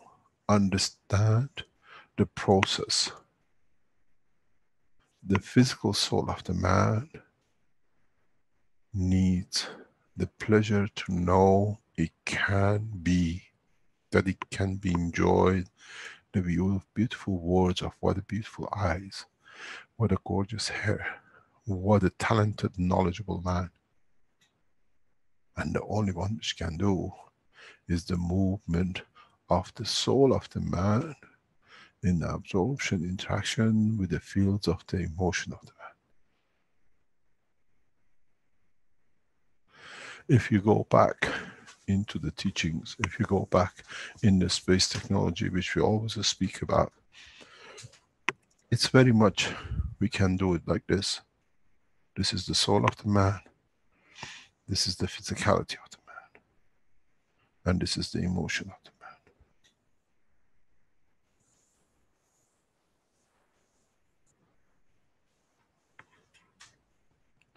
I give and take. You move the emotion that way, you change the physicality this way. You move the emotion this way, you change the physicality that way. Now you understand what we call the emotion. This is what I called in all the medical teachings, in the health teachings, before, in those first 30 odd teachings of the health. Always in the part we explained, we refer to emotion, the emotional part of the physicality. Now you understand. I'm told I'm short, and I want to be tall to enjoy the beauty of being a tall, slim woman. And that gives my physicality a pleasure, the soul of my physicality, the soul of the emotion, the interaction, the intermediary will create that. And it can happen in a second. Christ did it in no time. And I always refer back to the writing of the prophet of the past. The level of understanding is not just a physical understanding, it's the power, the access to the soul is equal to the level of all the prophet of the past. Which means whatever you attach to the beauties of the prophet of the past is the beauty of every soul of every man of the time now. It's the confidence which you need to build. The reality already exists. This was the gift which was given by Baha'u'llah, and we cannot change it.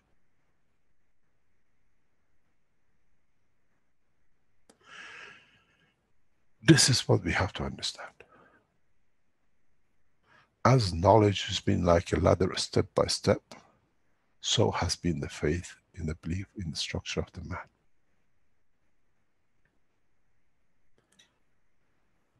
We have to understand the science, and with it we understand what science has given us in a path of belief of ourselves.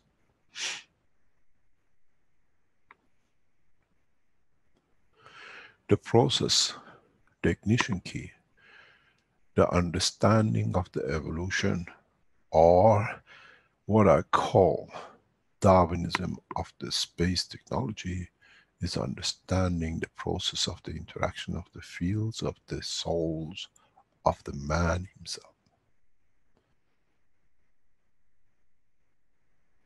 We evolved to live new environments. Now we have learned what was causing that evolution is the soul emotion of the man. And that is the key, the distance, the space, the strength between the physicality soul and the soul of the man. In my book, this emotional soul, we call it the transition. It's the strength which this soul of the emotion takes, which changes the distance and the time of the transition between the soul of the man and the soul of physicality. Because it can absorb less and more to bring the magnets closer or separated from each other. Try to educate yourself in a very rapid way. The time has come to open the doors of space and universal community to the man, according to the knowledge of every individual. Many of you will start talking, I've been here and I've done that, and I was asleep and I went there and I've seen that. It's not a dream anymore. Because you decide you want to be somewhere, you have learned you can change your formation. You can change your physicality according to the point you'll be manifest. If it's on Earth, on this planet, if it's beyond, according to what you appear. This trip will be a very lonely trip. Because each one of us needs to practice it on our own. In a coming time, very much as you go for driving They ask you to have to sit for a test to see if you're a good driver, if you can handle it. In certain trips in the space, they ask you, can you become black? Can you become white? Can you become tall? Can you become short? Can you have 3 eyes? Can you have 2 eyes? Can you be blind? And you have to pass that test. It means in a space you can handle your soul to manifest yourself. Those of us who's not mature to that cannot reach the understanding of control of this transition of the emotion to reach what I call the pink area, then we become passengers of a spaceship. No one will be left behind, but some of us chooses different method of transportation.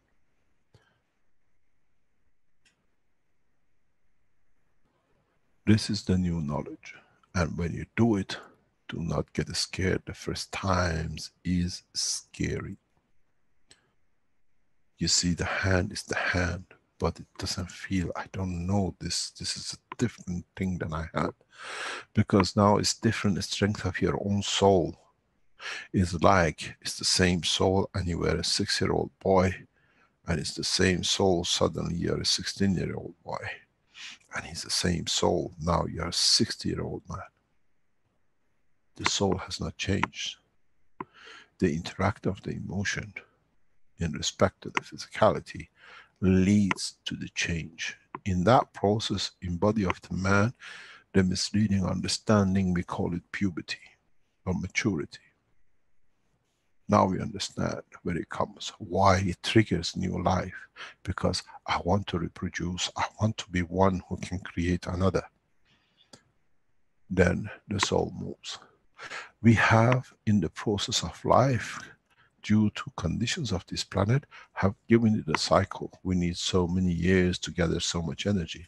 But if you have pushed the energy forward in the strength, it'll be a 6-year-old boy will have the maturity of 16 and the life of 60. This is the beauty of it.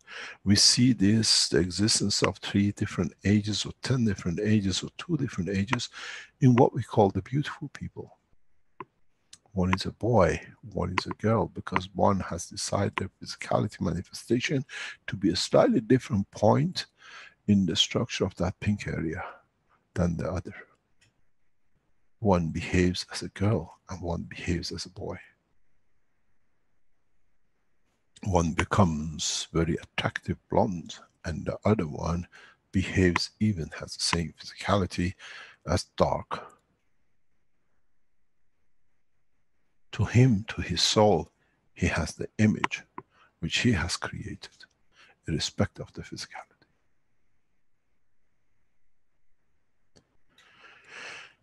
Now, this goes back to the teaching of the Trojan horse.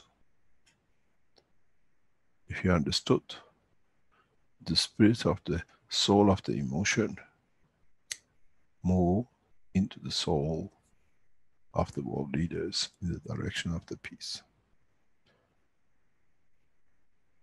They want to say we are creating arms. They say from now on there'll be no arms. They want to sign an order to produce more weapons. It says no signature, I'm not signing.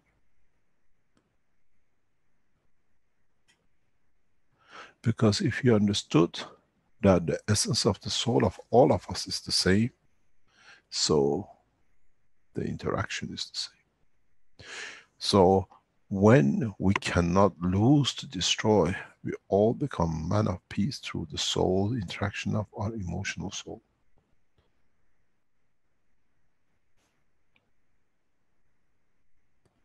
This is the beauty. And God help those who try to resist it.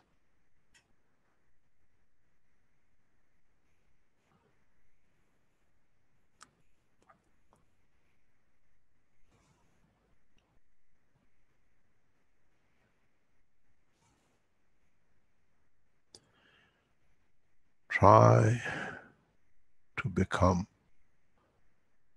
the man of wisdom of space. not the wise man of space. There is a big difference. Those who understand the wisdom will live a long time. Those who become wise lose very fast. Because being wise conditions you to a physicality condition of existence. The wisdom allows you to exist across the universe.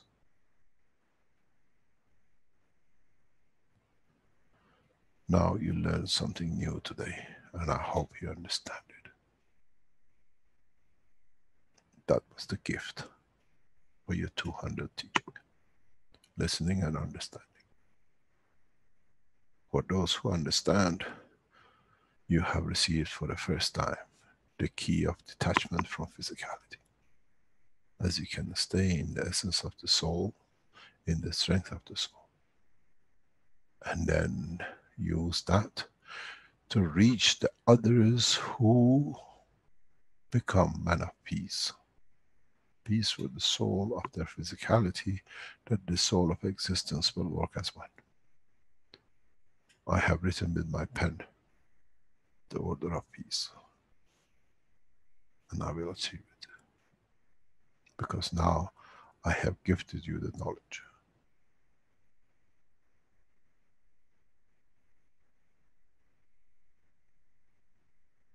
Try to understand the field strength of your soul. Try to understand how you can interact with it. That before it manifests itself in physicality, you can decide the beauty of the happiness of the physicality of his soul. You cannot use it to damage. It will not allow you. But the need of the joy of the physical soul will allow the soul of emotion to position itself to see its pleasure to be given. Because the creator, the soul of the man, gives anyway, unconditionally. The soul of the emotion, the strength, becomes the filter of what the strength is like. The tuning on the radio. Would you like to be FM? Or would you like to be another one? Would you like to be at 89? Or would you like to be at 110? 89 centimeters, 110 centimeters, or 180 centimeters. Would you like to be FM? A female? Or would you like to be another one, a male? Now you understand. We have done it in a physical life. Now we have to understand to be able to do it with our own soul. We cannot touch another. That's why we cannot harm. We can present that if the other would like to learn the frequency and the strength of whatever you call it, that's your problem, that's the matter state. The soul has no frequency. Plasma has no frequency unless it's the plasma of the different strength in trying to receive, but as it has part of its structure of the field strength within it, there is no need for a frequency. Those who speak about the field of the strength of the frequency of the soul, they have not even understood, as I said in the teaching before. Our soul receives the fields which it needs. It does not, it's not matter state that it needs to penetrate, to vibrate, to have a frequency. This is the difference.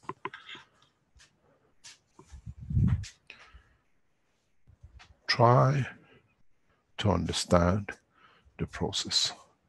How you can interact with your soul, and how the interaction with your soul allows to create, manifest the man of earth, a peaceful man of earth. Because when you move in the direction and the strength of the soul that you can interact to create a new manifestation, one of the things you find out, you cannot harm, because then you harm yourself. In a way, by harming, you create a condition which you didn't like or your soul didn't like. So now you still exist, but not what you wanted. You'll have the blue eyes, but you still stay with the black hair. because you interfered in taking from others by deception, in being blonde and blue as everybody enjoys. If you become blonde and blue for giving pleasure to the others, you receive it. If you become blonde and blue to take from the others to steal, you stay black and brown, and vice versa. I use the colors for expression, not for difference in the essence of the soul.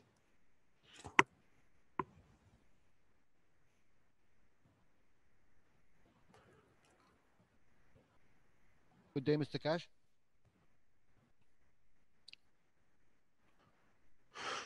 Yes, Jalal. I have not finished it. I'm sorry. Okay. Continue, sir. You got to understand that if you've been with me and you've been along the 200 of teachings, many more, I never carry notes and I never read off a structure. It's the message from the creation of the creator of the soul of the man. So you have to understand, you have to be clear, all of us from now on, according to our understanding and not our intelligence, will become men of space. But according to which space we want to be the man of, it's a big difference. Huge difference.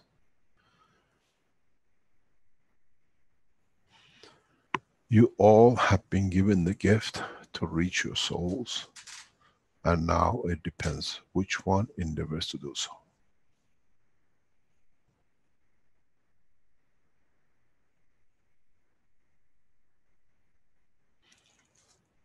You got to understand, if you wish,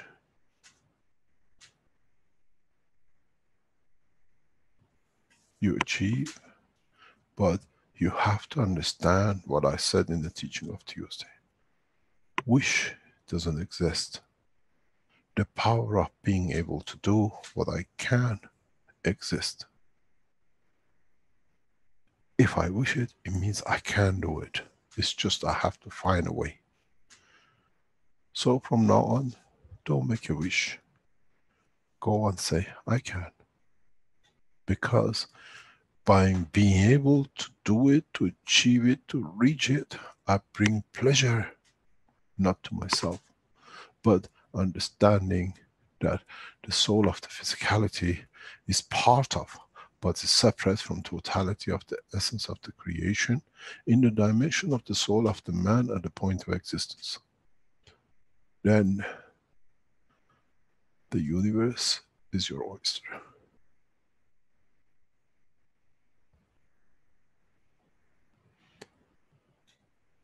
The faster you lot learn and start doing it, the sooner I can go home.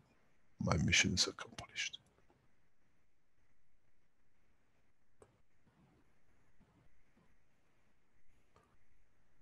My pleasure, my rest, my existence is to go.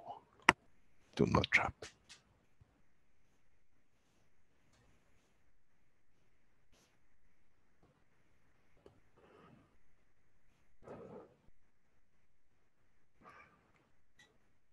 Try to understand the essence of your own creation through your soul. Try to practice with the emotion and strengthen the emotion, but never touch the separation between the soul and physicality. The soul of physicality.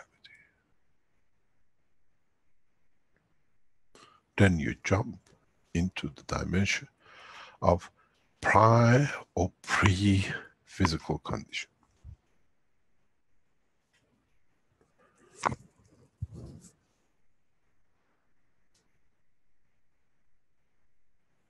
Understand the process. In so many ways, feel the process, feel the fields, not just wait to see physical manifestation if I was right.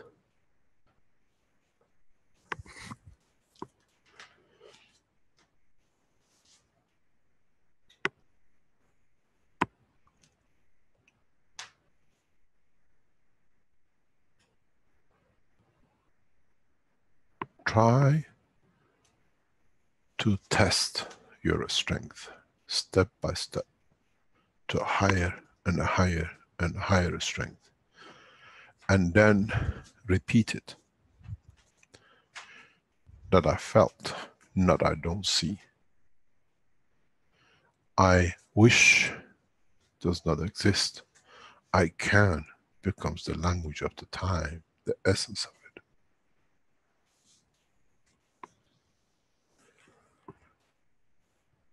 To get 7 billion souls of a man and trillions of souls of other creatures on this planet can take a second if everyone moves step by step.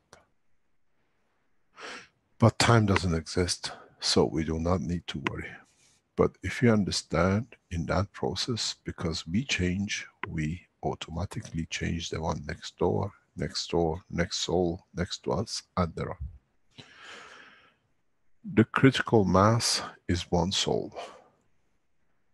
But if the other souls have the same strength as the critical mass soul, and that's the problem. And the soul of the man is reaching that point.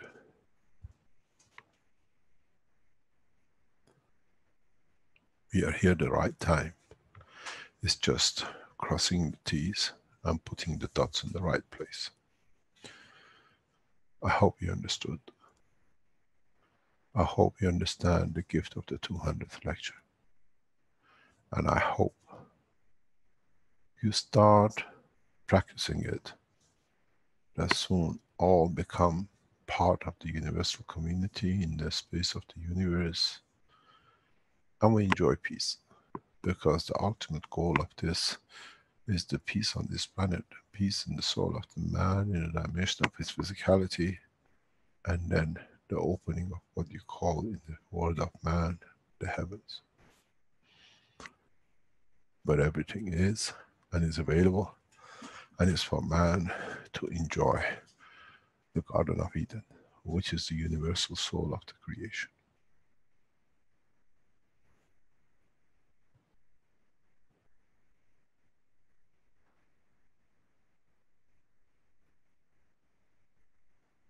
Yes, Jalal. Good day, Mr. Keshe, and I'm sorry to interrupt you, but you know, I have a little space in my work, and that's why I'm jumping. And in this thing, there is a beautiful example in what is the difference between the plasma of the body and the matter. In Between what? in the plasma, what we contain in our body, Yeah. it's not really a matter, like a shape. In the last few days, I saw a video in internet by YouTube. There is a child in Egypt who is crying stones, and it's coming out of his eyes as a tears, and it's manifest itself as a stones. And this is a live example how it's plasma transfer to matter.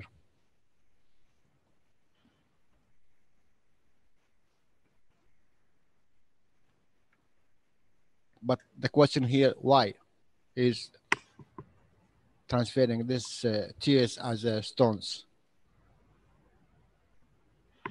Ask from the emotion of the man.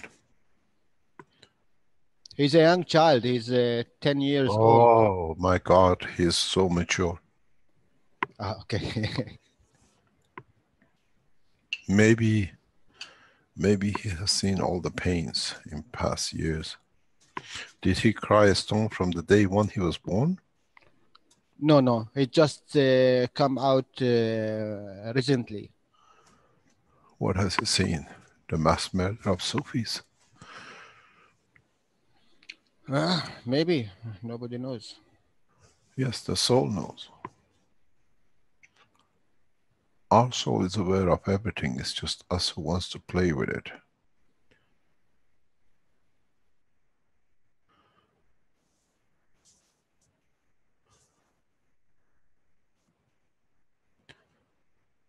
Any other question? Hi, Mr. Keshe. This is Oza again. I have a question regarding ALS. I know you wrote a paper on it. I bought your papers. I haven't. I just ordered it. When you look at ALS, is a destruction of the neuron that control the voluntary muscles, and that gets to the point of not breathing and then losing movement. So, and then also they talk about the genetic aspect of it. So when these people get to that point, what is the genetic part of it? Because if the person decides to, because of the emotion, to get to that state, how do we come up with genes at this point?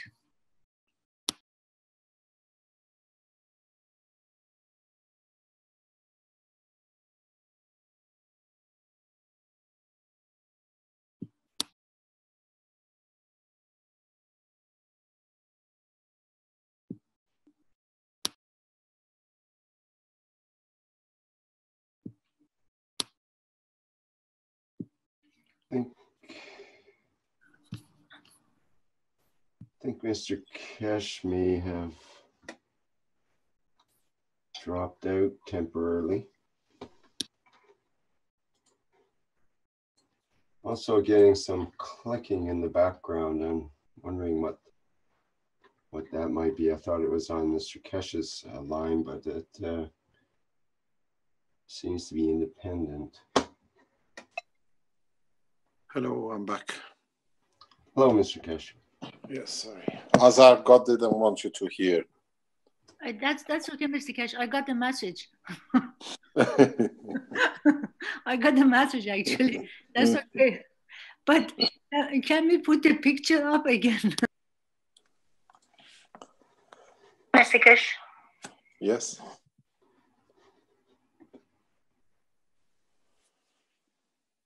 Hello. Azar, are you there? I think there was someone else said hello, Mr. Keshe. It wasn't me. No problem. But if that person has a question, please do, because I can wait. Okay, go ahead. I think it was just feedback from Azar onto Mr. Keshe's mic. Okay, that's fine. So, Mr. Keshe, when the person, you see, when you made that line, if I had the picture, you see they had the green part, and then you made the red part, and then you had the yellow line in the middle. So I lost everything. I don't have it anymore. I don't know what you're talking about. But use your imagination, Mr. Keshe. It's impossible. I don't have much. I mean, you don't remember what you drew? Yes, I do. I'm just pulling your leg. Okay, that's fine. Okay, so you had the green, which is the emotion of the physicality, and you had the red, which was the emotion of the soul, and then you had the yellow in between, which was the ILS. So ILS, right? It's not ILS. We call it because it's the wish.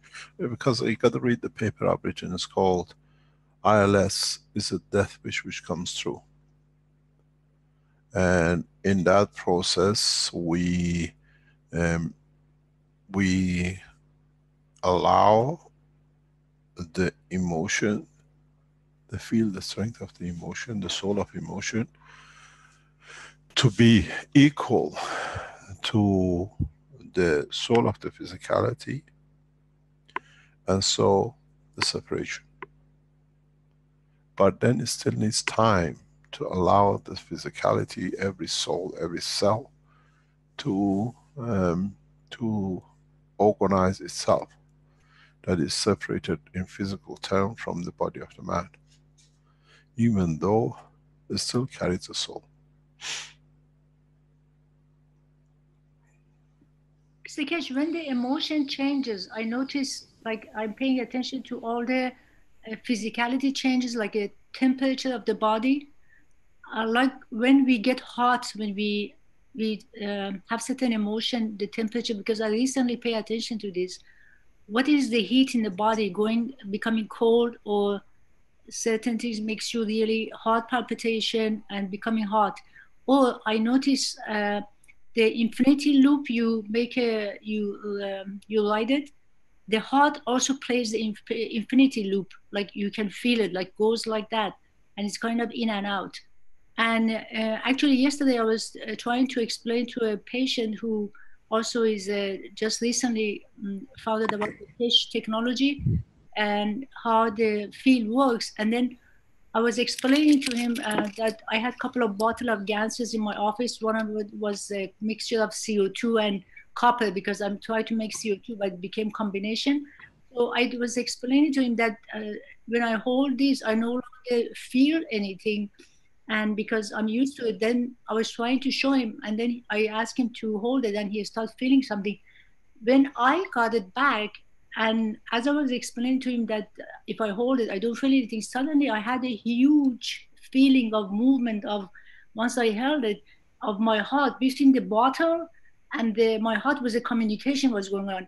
And I said to him, look, I don't think I'm correct in what I told you, because right now I have a huge feeling, uh, vibration that I never felt before. So it was something. But you did. Hold on. Did you ask him what emotion he put in the bottle before he gives it to you? No, I told him just close your eyes and No, feel you the. got to see what he deposited in there that you received it.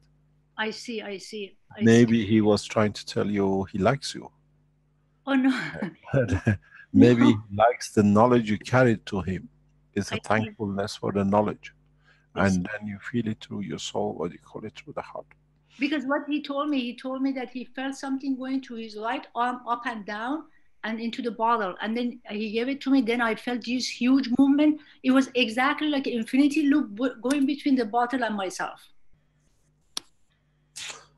Try not to touch the bottle. Okay, Mr. Keshe. The beauty of it is we do it. One of the um,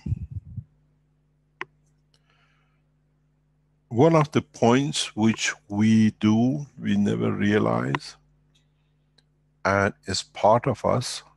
You say the change of temperature, the change of physicality, the change of body. We are used to it, especially female. Even though men go through the same. We change, we evolve. We change to be wanted, to be loved, to be able. That's why we go into the emotion of reproduction. At that point, everything changes because there is a new soul to be created. Availability of all the beauty to be given to that egg and to that sperm. That you get the best of me. I don't want to give anything else. Up to date knowledge, feeling, emotion. And we evolve, we change. The skin changes, the thought changes, everything changes. But we never stood still. That is us. Through the emotion of giving, we move. If you take this step further and understand the strength of it, you can move into the dimension of the pink area, where you decide how physicality manifests itself. We all do it. If we are there to give pleasure to our partner, in that point, we all do it. It's part of the structure of the creation of human being.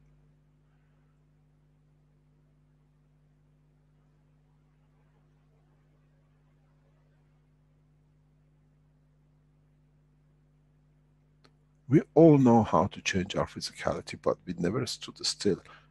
The strength of it, the strength of love, the strength of wanting to give, the strength of being able to produce the best, bring us to that point, but we never thought about it. So, if we can change our body, our emotion, our temperature, everything else for a very short time, all we need is to understand more, to stay in that condition or go higher strength. Then we understand, we become detached from physicality, because then we are there. We all have this, it's part of us.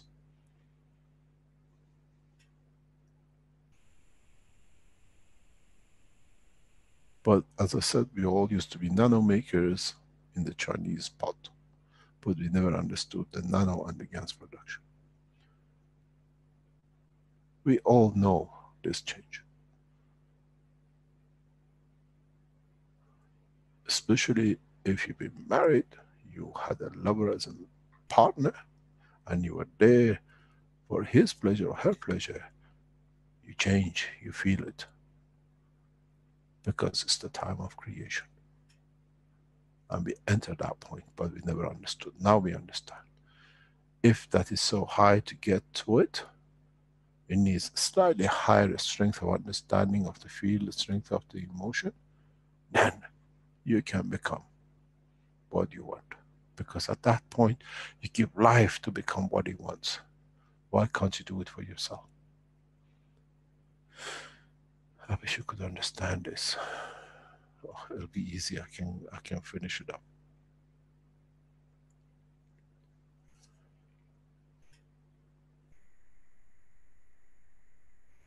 This is why we lie when we have affair. Because we want to deny that pleasure to our partner, and as a punishment for it, because then we distance.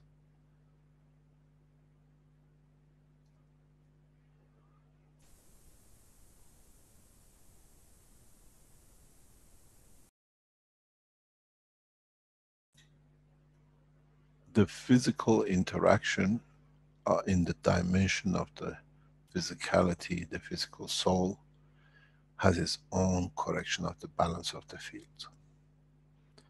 And that's what I said.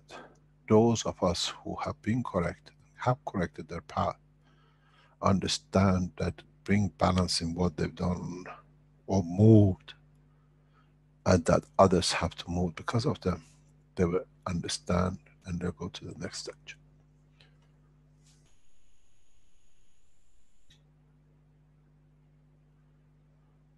Any other question?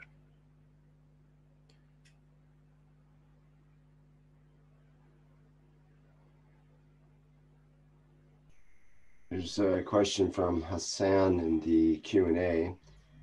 How do you explain each time when I feel extreme pain, my whole body sweats and it's like everything shuts off and I lose consciousness between 2 and 5 minutes. And when I'm back, people around me tells me that I went into convulsions. Is it my body detaching of the physicality to help me or to show me the way of disconnecting totally from the physicality? Thank you. Can you repeat that again, please? Okay, it's Hassan who says, how do you explain each time I feel extreme pain, my whole body sweats and it's like everything shuts off and I lose consciousness between 2 and 5 minutes. When I'm back, people around me tell me that I went into convulsions. Is it my body detaching of the physicality to help me or show me the way of disconnecting totally from the physicality? That looks like epileptic attack. It means you produce so much information that the switch point in the bottom of the brain cannot handle, so it switches off. That looks like this happens. People who go, this is what I understand from my knowledge. When you go to this, and especially you go into convulsion, is you create so much information that somehow the body cannot pass through. And we have a switch, I explained this in the teaching, medical teaching, health teachings, that switches off till all the information is just like a red light, traffic light, and you go and it passes through, but it's too much of it. The convulsion, if it's with vomiting, we understand because it's just putting the physical body in the condition of roller coaster. That's not what to do with this. That's you create, because attack, like you don't get an epileptic attack, but the condition like this is that you produce so much information that cannot, there's misbalance in the electric condition between the physical part of the body and the brain of the man. So it shuts down or filters to a certain amount that all the thing goes. It's literally, you have a very big bucket and very small pipe. You create so much information in this big bucket, and you have a little pipe to go. So you have to let it all to siphon through. If it shuts and open, every time the pipe will shake when you open it. We get a physical motion, like we say, epileptic attack. If it's some of us doesn't go to that shutting down, but it goes to a point of always staying open, but this is as I can do. So the body goes in a position of rest till what the information is gathered on the top slowly filters through. You don't have, if you have that switching motion, because it's so much of it, you get the shocks. What you see, jerking of the body, and then with it, when you shake so much, the stomach balance as it changes in the magnesium level, and you go into convulsion. We understand this process fully now. So it has to do with the amount of information you clear and how much the switch allows the information to go through. That's nothing to do with what we are So there talking. might be a way to regulate that, but that would be done through the medical section. Would have to be. This is very easily done. Is you have to regulate. In the medical side, in the health side, doctors can tell you epileptic attacks, or what do you call it? These things are finished. There is a solution for it. You just need to balance the emotion, the balance of the emotion, fields of the emotion with the physicality, and the brain doesn't produce it so much. People produce epileptic attack themselves through the increased information, energy in the brain, which cannot be passed on to the physical part. It's like you're getting a bucket, which if you have a tap open in it at a certain rate, what comes in at the hole you create at the bottom can go out. But if you suddenly increase the water of the amount of the water from the tap into the bucket gets filled up. But the tap at the bottom, the hole at the bottom will not change, it still passes the same amount. So now you have two choices: to let it go very slowly till the bucket gets finished, or you open up, you allow the water which is going, let's say, on the land to soak, to sink down, and then you open the tap a little more and the water can go down more. And then you empty it till the bucket is finished. Pardon? Pardon? I'm going to say that Hassan mentions also that it's just when I feel extreme pain that these reactions happen. Yeah, so pain is information. Pain is information. Brain creates so much pain, now it has to handle it. So it switches off. Maybe that's why we see it. We create pain by thoughts, and then we create epileptic attack. We create epileptic attack information by doing of our own. A lot of 95% of the epileptic attack is done by people by themselves, not by somebody else. So control of thoughts would be a way to control the... It's a balance of thought, not control of thoughts. That's why epileptic medicine nowadays does not work as such. Because they try to control rather than balance, you mean? Yeah, understanding the underlying cause. Now we understand. I've given many lectures about epileptic attacks. A doctor like Dr. Rodriguez and medical group, they understand it very easily. You can finish epilepsy in a matter of days, but you have to understand people know it's gone, but they were used to getting attention for it, because it's part of when it happens, it brings attention. You know, when the people jump on top of you and you wake up, oh, so many people, that must be very important. So become an ADD. So you have to, once you correct the flow of the current in the field, the strength of the brain, then you have to satisfy the emotional side, and it's done. I've had, I know, many cases like this, and you can just walk away with it. Actually, one of the cases they brought for us in Belgium was a case of 35-year epilepsy going and getting fixed. And he says no doctors has managed to do it, and the water has done it, because their health, and they say is a medical practice, it's not, is a field understanding.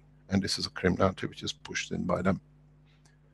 One of the cases they brought is that I have stopped 35 years of epileptic attack with 20 tablets a day to 0. And it's a crime to bring in knowledge, to be able to help somebody with water, this shows the criminality of the nation.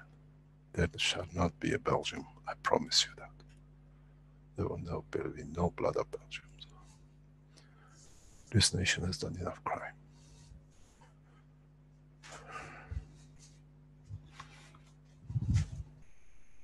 Any other question? Yes, good morning. This is Libby, Mr. Keshe from the... Good morning, Libby. Yesterday, Caroline reminded us that one of the best ways for us to bring peace within ourselves and was to shine like a sun, to go inside of ourselves and feed the internal flame, the internal light. And I just wanted to hear your understanding of what we're doing when we do that, so that others who may be looking for a way to help themselves in all situations by shining their light as bright as they can for all beings on this planet and everywhere. Could you expand on that for us a little bit, please? I always say, for you to shine, you cannot lie about yourself. That's one of the things. In a way, you steal, you don't give.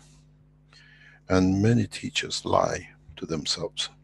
And the students take the same path the wrong way. You can shine because you know the direction you give the light. You can shine because you understand the field strength. So the teacher of your physicality is your soul. And what you allow to manifest itself as a physical condition, which is not stealing from it, allows you to shine. Then, in so many ways, your physicality carries the field strength of your soul that allows you to shine. There is no filter of emotion to lie. Lying, it means taking from your soul what is given to reach your physicality. Stealing, you call it. And if you become that there is no emotional interface between the two, which means the body of the man, the physicality, the soul of the physicality of the man will reflect directly the light of the soul of the man. So when you interact, you interface your emotions between your soul of physicality and the soul of life, then you absorb, you steal from it. This is what's called full transparency, unconditional love. When it's unconditional love, you don't put any emotion in it.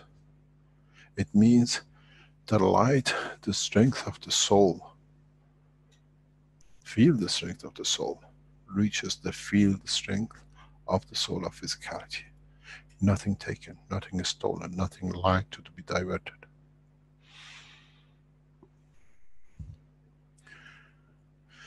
This is what it's all about.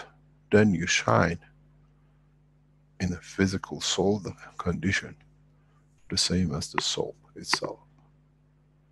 You become the reflecting mirror, not part of interaction.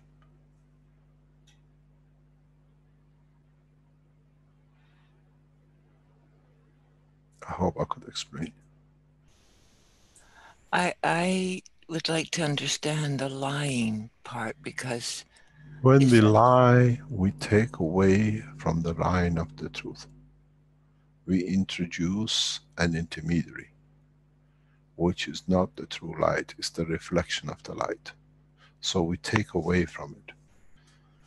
We take away from the reality of the beauty of the soul of the man. Are our lies, our beliefs that we don't understand are incorrect. And so we lie. Why? What's the reason that we lie? We are trying to divert something, or we are trying to take something which is not us.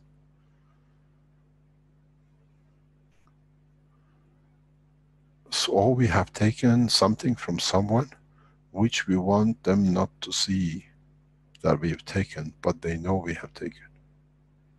In the Islamic world, in Quran, there are two types of lies. There is a white lie and another lie, which is a lie we call the black lie. The Quran is, Muhammad Rasul's name has explained this in the, or as it is in hadiths of Quran. And there is no, or very little punishment for a white lie, but there is a very heavy punishment for a lie, which is a proper lie. And then, where do you distinguish between the white lie and a not white lie? Because when we were children in Iran, we played with this. It's a very plain and narrow line between the lanes, hoping that you don't fall off the wall. Some of our Islamic colleagues can tell us what the difference between the white lie in Quran and others. So when we lie, we expect to receive or get or have a diversion that we can get, so it's a stealing. And some of our teachers lie. So the student receives information which is not clear, because it's becoming the essence of the teacher. Some is done deliberate, but some is done to benefit others. But we've never been told. So we pretend I've never been told that it's a lie. How could I do that? And we carry the misknowledge forward because we inform the wrong way. And behind that lie, many action takes place by other souls. But even souls can see it, but they position themselves to correct the lie, which means it comes back to the one who lied, who stole. Thou shalt not steal. One of the messages which Moses never brought down was lying, because he wanted to lie to his own tribe. Thou shalt not lie. Moses threw the stone away because he wanted to tell lies that he benefit by it physically. Now you know one of the commandments which man never received.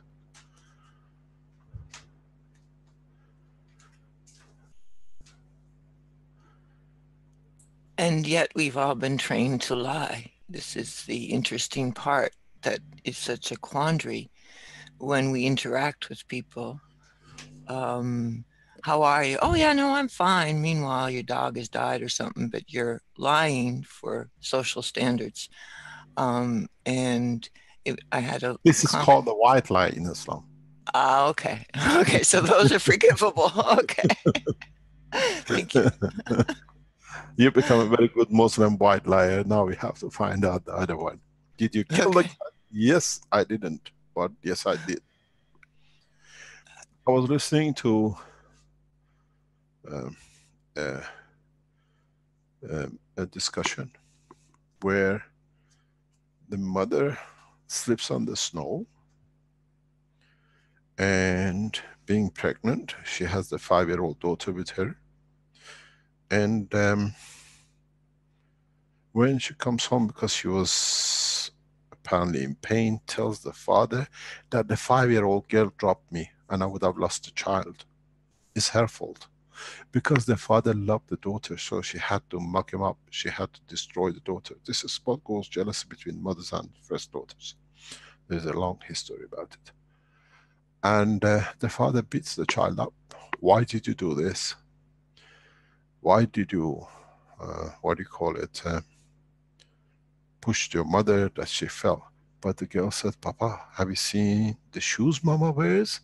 10 centimeter high heels. How does she want not to sleep on the snow?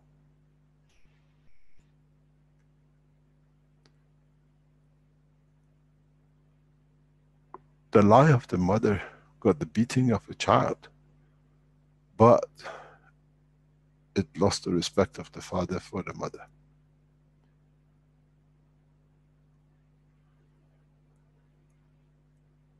There is something which a lot of us never understand. In the world of psychology, they don't teach us. Because it's been ignored in so many ways. We know a lot of mothers are jealous of their first daughter because it's a woman, it's a competition, and the fathers always look at the daughter as something weak. They have to protect. The boy will become a footballer, he kick the balls, but somebody will kick my daughter. So fathers are very protective about their daughters because now they are responsible for this little midget born. But the mothers don't see it as that. They see it as a competition, a mistress. All the love I used to get, now he gets it. All the protection I used to get, now she gets it. I have to do something with this. So they try to demolish the first daughter, or the daughter which is loved by the father. This is called psychopathic behavior.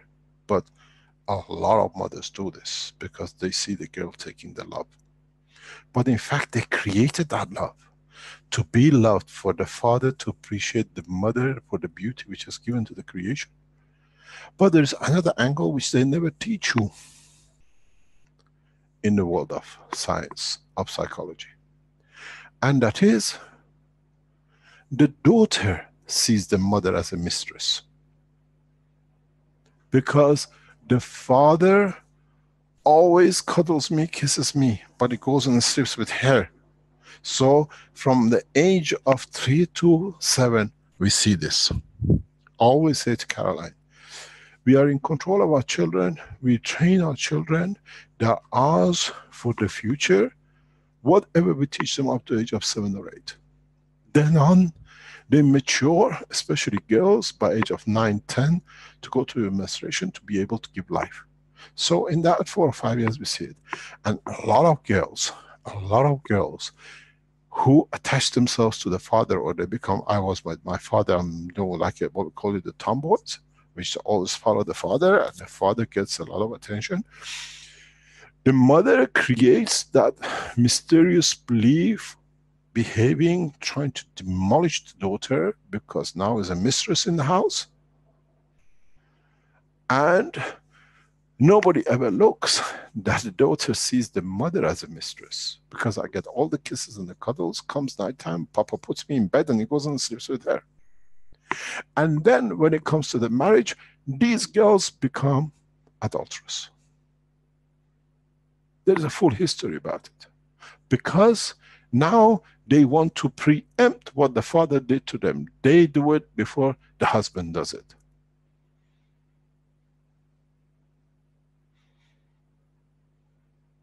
And then you see the behavior pattern, it comes into lies, into cheating, in taking soul from the partner.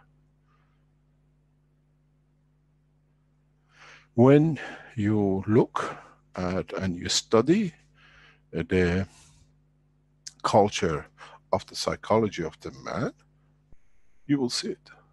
I had a case, a woman in front of me wanting to get rid of her 13-year-old daughter. I said, why? She said, you know, she does this and that, and the husband would nothing to do with her because he loved, he adored this daughter. And I sat there in front of me, I said, Madame, you gave life to this because you the love you had for your husband, and this is a gift you gave to him because he wanted a daughter. You have to enjoy you being created, that you gave love to what you loved. And she said, I've never seen it this way, so I've destroyed my daughter. I said, now go and build it up. She came back to me a few months later, she said, since I understood, I never lived such a beautiful life. Now I love my daughter because through loving her, my husband loves me and I love my husband. This is what a lot of people don't understand. This leads to a lying, and this lying goes to next. The mother lies to the child and the child lies to the mother, and they see each other as competition.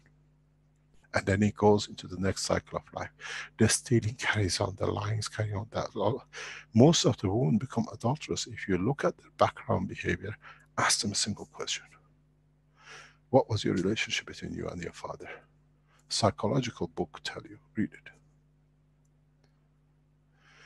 With emotion, we create lying. Because no one has ever educated us to be aware of this. No one. They teach us maths, alphabet, history, geography, and everything else.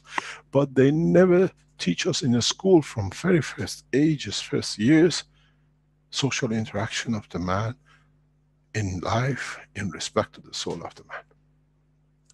99% of the problems we see today doesn't exist. Mothers get pregnant with another child when they see the daughter is close to the father, because I have to kill that competition. Or I bring one which I can love myself.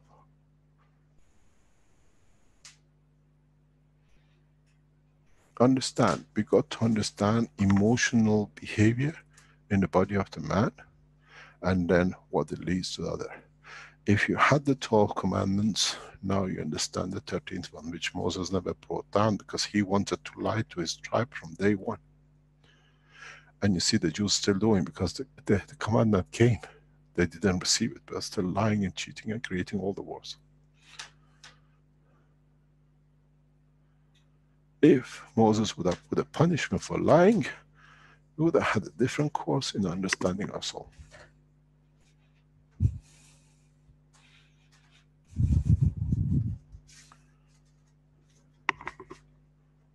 Thank you very much, Mr. Keshe. And my sister was the older sister, and she definitely went through that.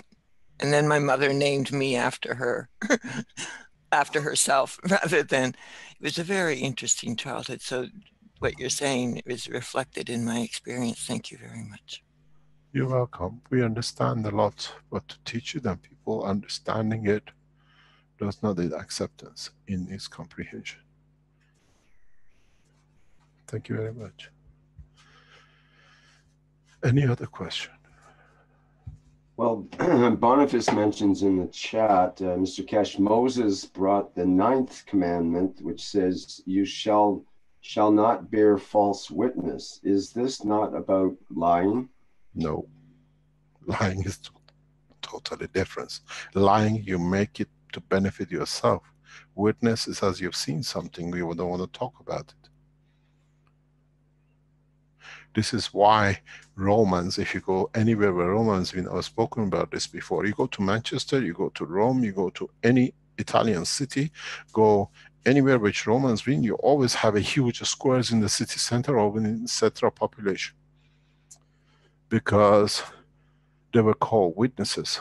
People, there was no court, there was no registration office. I sold the land to you and I paid you, but there is nobody there. So you go to the square and you went, call the guy, come here, be a witness. I give you $1 or whatever. I sell the land. Yes, I bought the land. There is a witness for it. And people just walk around the square collecting money to be witness. And then they became trustees. Advocates came through that. What we call the advocates came these people who are always witnesses, independent. But the Romans parted them. Yeah. The lawyers followed shortly behind. Is that the way that? That's the one, yeah.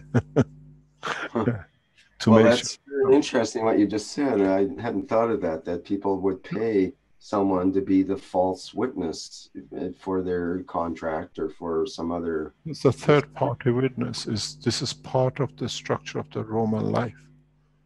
Has been. That's why we have these huge squares. The huge squares was just for witnesses walking around. Right. Witness for hire. Yeah, that's what they did, but they became trustees, because if somebody asked once what happened, he says, I was witness, and there's another witness who's seen that he was there when they talked, then they get credibility. They were credible witnesses. And when they stood in the time of discussion and they won because they were there, that's how Roman buying and selling done, because there was not much papers hanging around. I didn't stick a cow with the papers, but I sold in front of you, the cow is yours. I couldn't claim it back because I handed over in front of someone. Exactly. Well, Trevor asks in the live stream the big question, what is stealing? Do we steal when we take a picture of someone, or is it attaining knowledge stealing? He'd love to know more about what you mean when you say stealing. Stealing, you can interpret it in different ways. Stealing is in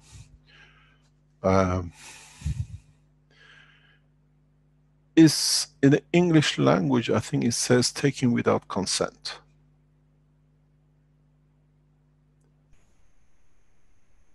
So adultery is stealing, sharing my love, giving it to somebody else without my consent. You taking my car without my consent. You coming to my home and taking when I'm not here, and it's without my consent because I left it there. I come back home. Then you become a thief.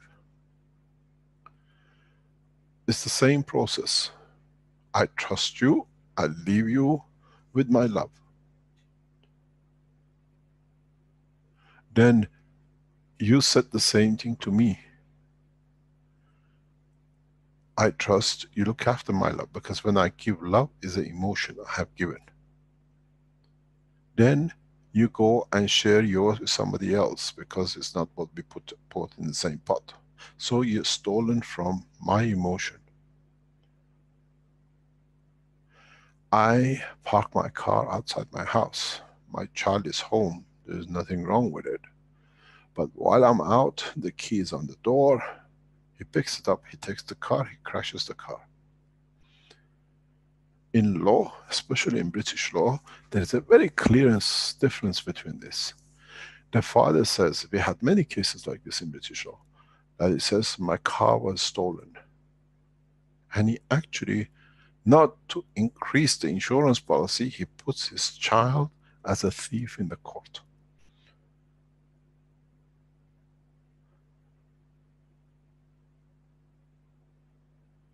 So, did the child, being part of the family, had a consent because the father taught him to drive? He got his driving license, he always driven. But this time, it's to the benefit of the father to put the son in the mess than himself. So, stealing has become a habit of the man, taking or pretending to be taken, or taking from someone when you're not allowed to, when there is no consent.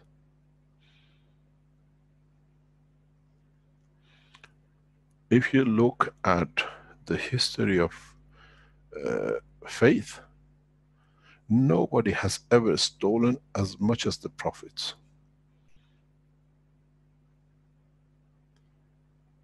And the habit of prophets still shows in the behavior of their followers. Because it's the same kind of stealing. By deception, by women, emotion, or by wealth. One is Judaism, one is Christianity, and one is Islam. Just look at the pattern. Each one has encouraged different kind of stealing, but has dressed it in the frame of the religion. And the followers, thousands of years later, still do it, and it's their right, and there's nothing wrong with it, because he did it, we do it.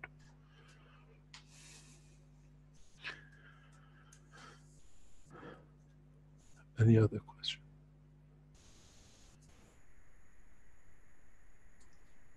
We do have an outstanding question in the Q&A. I think I'll know what your answer will be, but I'll ask it anyway. Ram. So you answer it. So if you know the answer, you answer it, then I see or tell you yes or no. I think you'll have some interesting answer to it. It's just that it may not be as direct as the person wants. I'll ask it anyway, but can you ask Mr. Keshe what is his feeling about the Russian physicist Grigory Graboni? It's misspelled, it should be Grabovoi. Grabovoi, who has an original approach of soul and physicality, especially to using digits to heal or to get changes in life. I don't know who it is. I cannot make it. I knew you were going to say that. There is a very bad thing about me. I don't read about other scientists. That's right. From my childhood, I always thought, and I never accepted a lot of it. Even my teachers forced me to read scientific books. I said, no, I understand what you're telling me. I understand. I can answer you. That's why I was good in physics and maths, because it's the fact on the table. Nobody could lie, and you could do it yourself. Good point. Is there anything you'd like to say? I thought you might like to say something about the idea of using digits to heal or get changes in life. You did talk about use of hand postures and so on in the past, but I don't know if you want to get into all that right now. But the thing is, what you put to the figures, what does each number means? Because don't forget, it's a pre-associated understanding of what it means. One is I've been stolen once, two doesn't mean I was stolen twice. And what is my reaction if I stolen once? Okay, it happened. Second time, my God, the third time, I'm stupid. So I have different emotion towards 1, 2, and 3 about the same thing.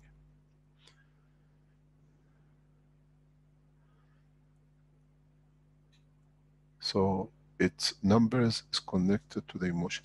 There is this, what do you call it? This machine, which now it comes from the Russian Space Agency in 1950s, 60s, which they done.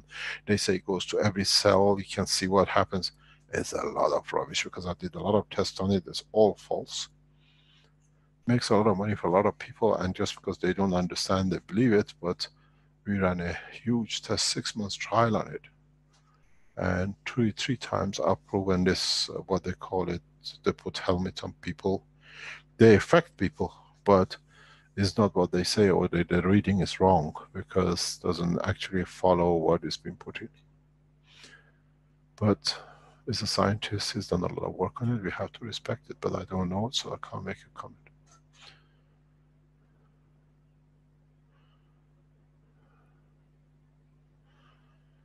Okay, thank you, Mr. Keshe. Is there any other questions or? Mr. Keshe, this is Azar again. You know, I have one. We know your voice so good, you don't need to say who you are. Because, okay, Mr. Keshe, that's okay. You know, I was, this question actually is from my father, because last time I was there, I was explaining the technology, your technology, to my father. And then he said something to me when he was younger. He said his grandmother, I mean, when he was growing up, he said when we were born, or any child was born in the family, his grandmother used to hold the baby immediately when the baby was born, because they used to be born like in the house, not go to the hospital. They had women come to the house and then deliver. They didn't have hospitals those days. It didn't exist. Yes, and then he said his grandmother used to whisper the azan into the child's ear, and suddenly she would say, after the was finished, she would say, like for example in Fars, she would say "این پدر سوخته روزی زیاده," or something else, like the man is gonna be after her or something like that. And then my father was saying, how did she know something like this about the baby? She made it up. It's the feeling she had. It's the emotion she receives. She speaks her emotion. But there's no truth in it, no totality in it. No, you know, you and I know in Iranian culture we have a lot of these. They used to say, okay, so and so is pregnant, and then they say that they send the woman to the first corner to listen to the first conversation, and the guy says, oh, I have to go to bazaar and do shopping, and they come back, hey, he's going to be a businessman because they're going to the bazaar. You know that this is part of our culture in Iran. Huh?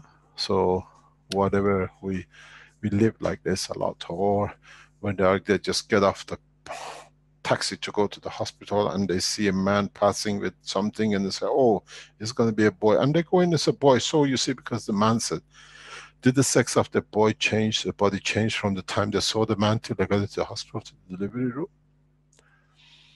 This is the way we would like to believe, and they just talk about their emotion.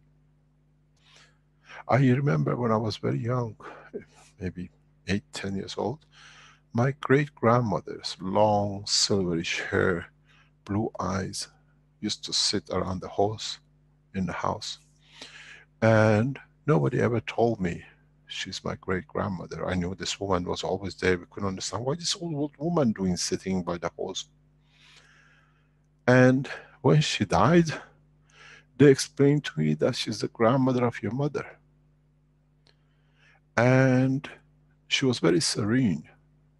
I never remember ever speaking to her. I have no recollection of the talking to her. She was a very serene Jewish woman. She lived by Torah because we could hear her. And what I remember in Shabbat dinner, when we were on the table with my cousins and my uncles,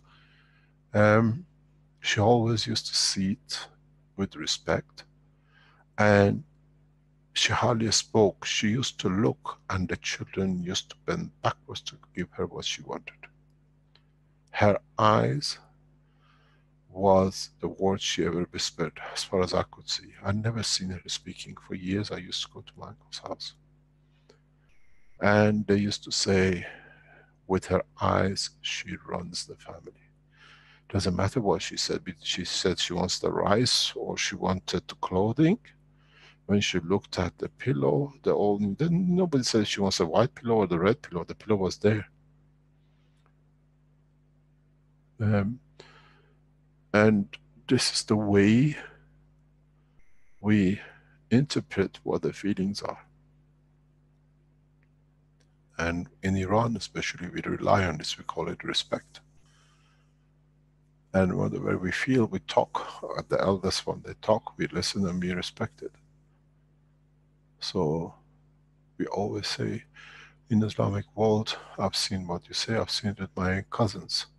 Where they were born, when they come home, we say Quran, they slaughter a sheep or a chicken for the new life coming into, and the Islamic, what do you call it, ways of celebrating life when they used to come home. I've seen it happening with my cousins. When they were born, they were at home. And it's the same. We carry a deep culture with us in Iran. And we respect the word of Quran. And when we say it's the beginning of life, because we start the day with the namaz.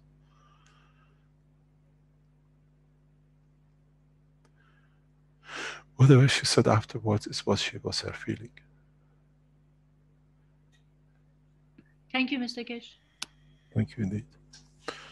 Shall we call it a day? Yes, Mr. Keshe, sure. Thank you very much. There is something which you see. Can I explain, Rick, or shall I leave it to you? Please explain. You're talking about the video that I'm going to show. I can just say briefly, we'll show the regular video with our, what we call the dance music. And then after that, you can explain what we'll show after that, Mr. Keshe. We have decided to put a teaching which you saw partially in the beginning of last week. It's about 21 minutes. We can't put it in the beginning of the teaching. But from now on, we put this, which brings the whole totality of the knowledge of the foundation in so many ways, about nanotechnology and the soul of the man and everything else with the foundation stands for peace.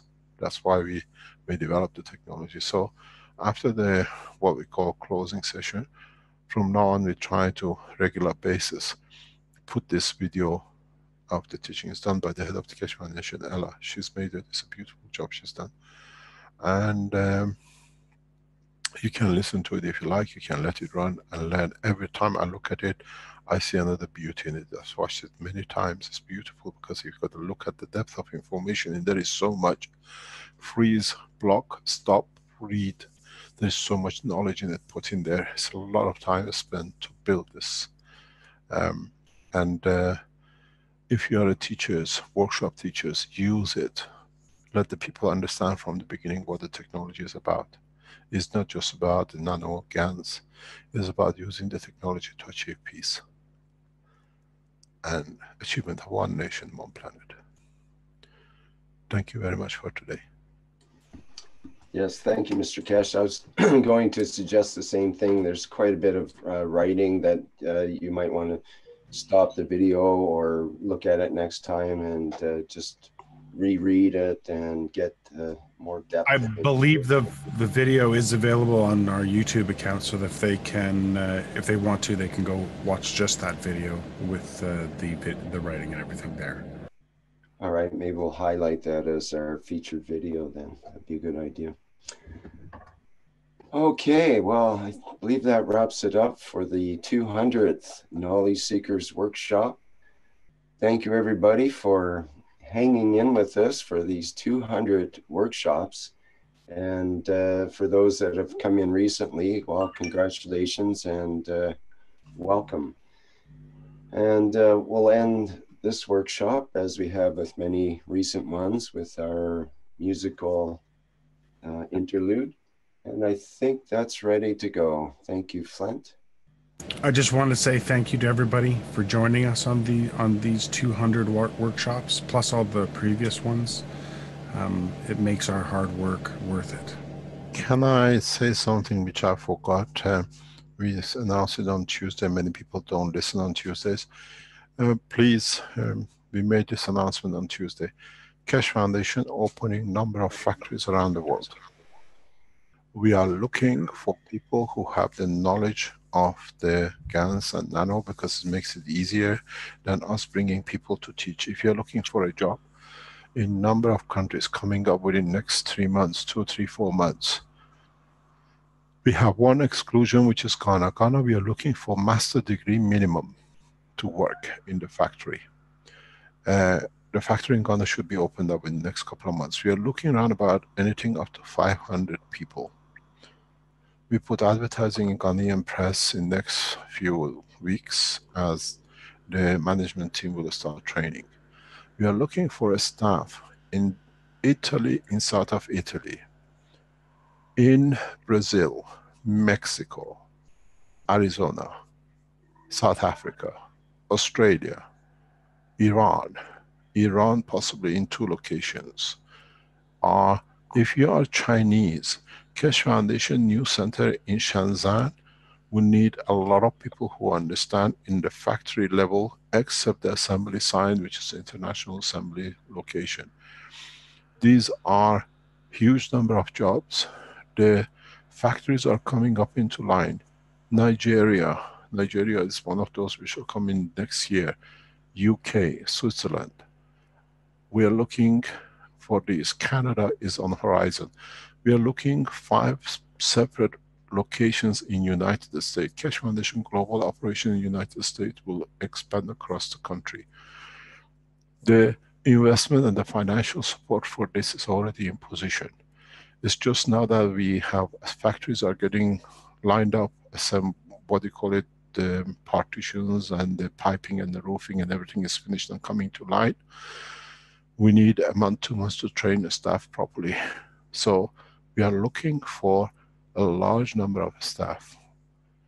The Keshe Foundation website will indicate a line. We'll establish a website this week that you can apply for jobs. We are looking for those who came to the Keshe Foundation knowledge seekers with the love of the technology. We don't want to employ people that they just come to work because they don't carry the feeling, the ethos of the foundation. The salaries will be paid in line with the international national rates, but we keep a national rate across the world that we can move staff around the world. So Togo, Ghana, Nigeria, South Africa. Kenya is for sometime middle to end of next year. Austria, Italy, Switzerland. Germany is on the horizon for us. We have no plan, but we are planning to do. France and Spain are in line. In Asia, we are looking at Singapore, China, Tehran, Iran, United States, Canada. Canada, there is option 2. This will be decided very shortly. Mexico and Brazil are secured. Peru will be moved to Lima from the present location. And then there are other number of the nations will come. We have 11 factories lined up opening in next few months. Then after that, we are looking at 1 factory opening per week to increase the number by the end of next year to 35 factories. We have all lined up. We know what we are doing. What we are asking you, if you're looking for a job to work with the foundation, in the production, in innovation, in computer programming, in design, a list of jobs will go up. Working on the factory floor, developing new technologies, assembly lines.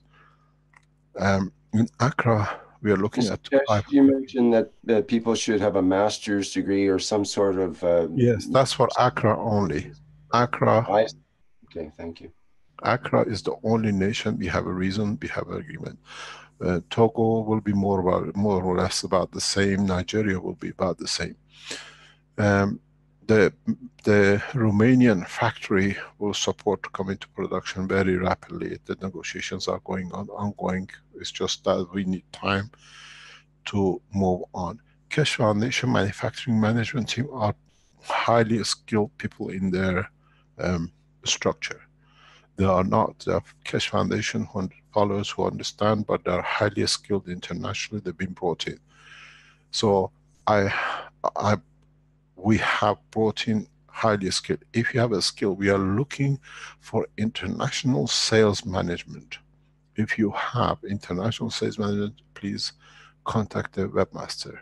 We look into, but you have to be someone we know deeply in the structure of the foundation. You understand our work.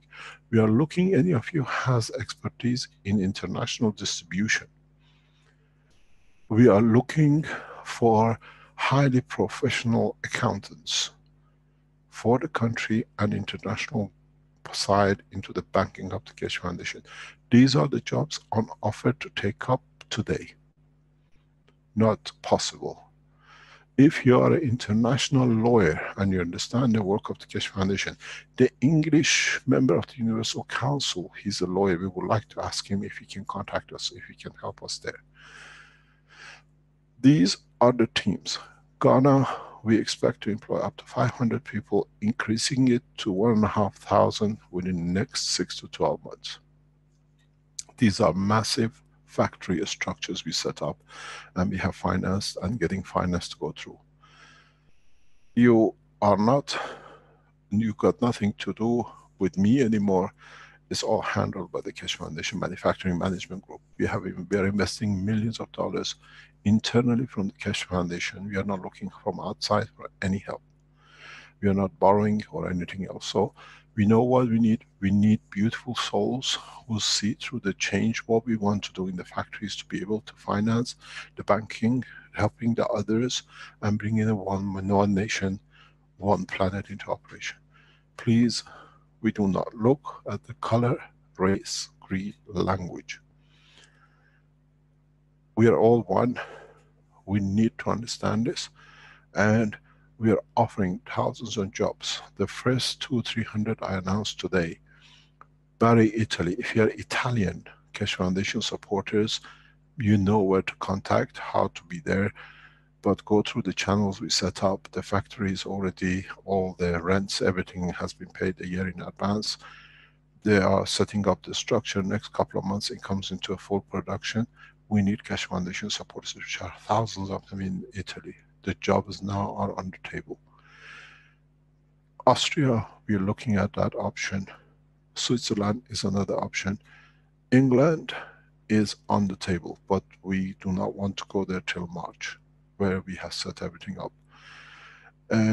If you have and you are expert in Spanish and Portuguese language for Mexico and Brazil, Brazil factory has already been agreed. It's just now we can, once we get here, we just run over into, it takes us 1 or 2 months just to set the whole factory. These factories are fully automated. They are pharmaceutical level standard. Then you understand what it means. Highly computerized, highly controlled. There is all mechanism. There is no what you call hand-on things, unless it goes into the component manufacturing. If you have products which you think we can market, bring it to the factory manufacturing section. We pay, we give you a royalty, doesn't matter how many of them are made different countries. You might think it only can be used in, let's say, in Germany, but the same product is used, let's say, in South America or in United States or in China. You benefit by it right across. Then instead of you dreaming, I made such a thing, we'll let your dreams come true. The foundation will finance the machinery, the system, and the spread of it across the world. You got to understand, we are here to serve you. And at the same time, we have to be able to change the course of humanity through knowledge and through understanding of the technology. Everything you deliver to us, you want it to be marketed, we certify it. It'll be certified in the country which is going to be sold. Nothing will go out of the Keshe Foundation factories without certification. And we are looking to 100, 200 products worldwide, so that we can place different factories to create different jobs that allows everything goes. We can produce the same material in UK, but we will not be able to sell it in the United States. So we have to produce in the United States according to US standard. So it's a different game. Our team, we have a specialist to do this now. So what we are looking for, accountants, in especially international accountancy. We're looking for lawyers, international lawyers, who can manage all these, what you call employment contracts, intellectual right processes, that we can get things certified. Everything else we need, so handling the properties, everything else which goes with it. So, and we are looking in Ghana today for 150 to 300 people immediately to be employed from January, February, hopefully once we start going, to be trained, to be going ahead with it. If you have other skills like automation skills, and you understand the work of the foundation, nanotechnology, gases or whatever, contact. We are looking for about maybe 5 to 10.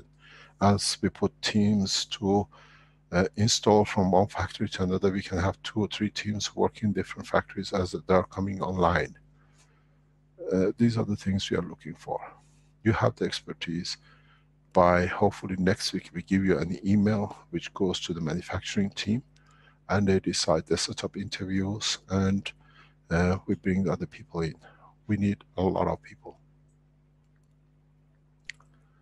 Thank you very much indeed.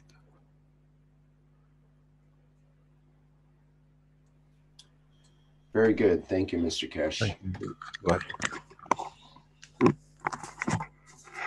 Okay, looks like we'll close off for now, but I'll remind people that there's 2 videos that you'll be seeing, and you may want to pay more attention to that second video and play it back later. Or it's also available, you can see the link in the chat for the KFSSI Peace Timeline.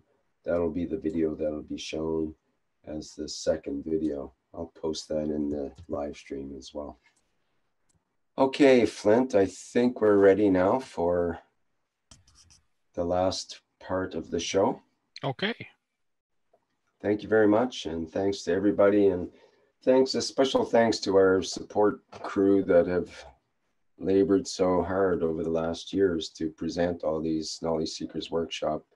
Thank you everybody that have been there in the background and to make this all possible. And of course to Mr. Keshe, as always. And Mrs. Keshe too. All right, let's carry on then.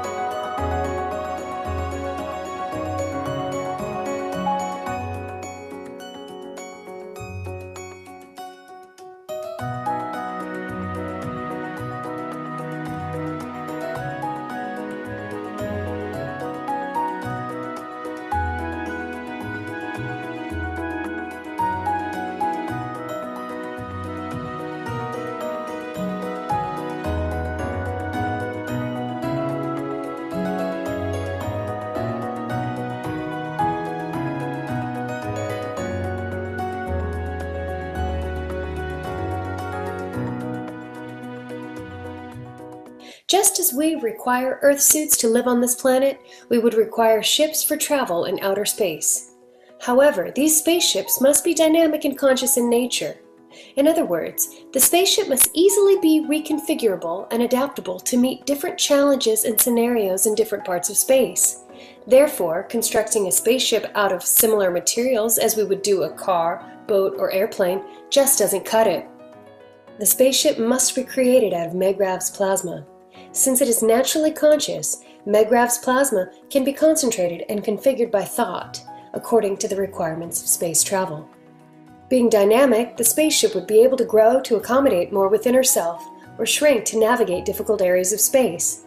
Crew living spaces would be dynamically reconfigurable and never boring. During space travel, the spaceship would replicate the Earth's gravity field via Megrav's plasma in order to protect the crew and for the crew to be able to function as they would on Earth. Various cosmic rays and gravitational fields of different magnetical strengths would be encountered during space travel. Through Megrav's plasma science, these rays can be converted and used according to the needs of the crew and spaceship. Space travel means being away from Earth for months, years, or decades at a time. There's no practical way to bring large stores of oxygen, food, and water from home for such long voyages. Once again, Megrav's plasma can be constituted in such a way that vital nutrition would reside in the very air that the crew of the spaceship breathe. Eating and drinking would be reserved purely for pleasure and as a social activity, and food and drink can be constituted out of Megrav's plasma as desired. Are you ready to become the space explorer today?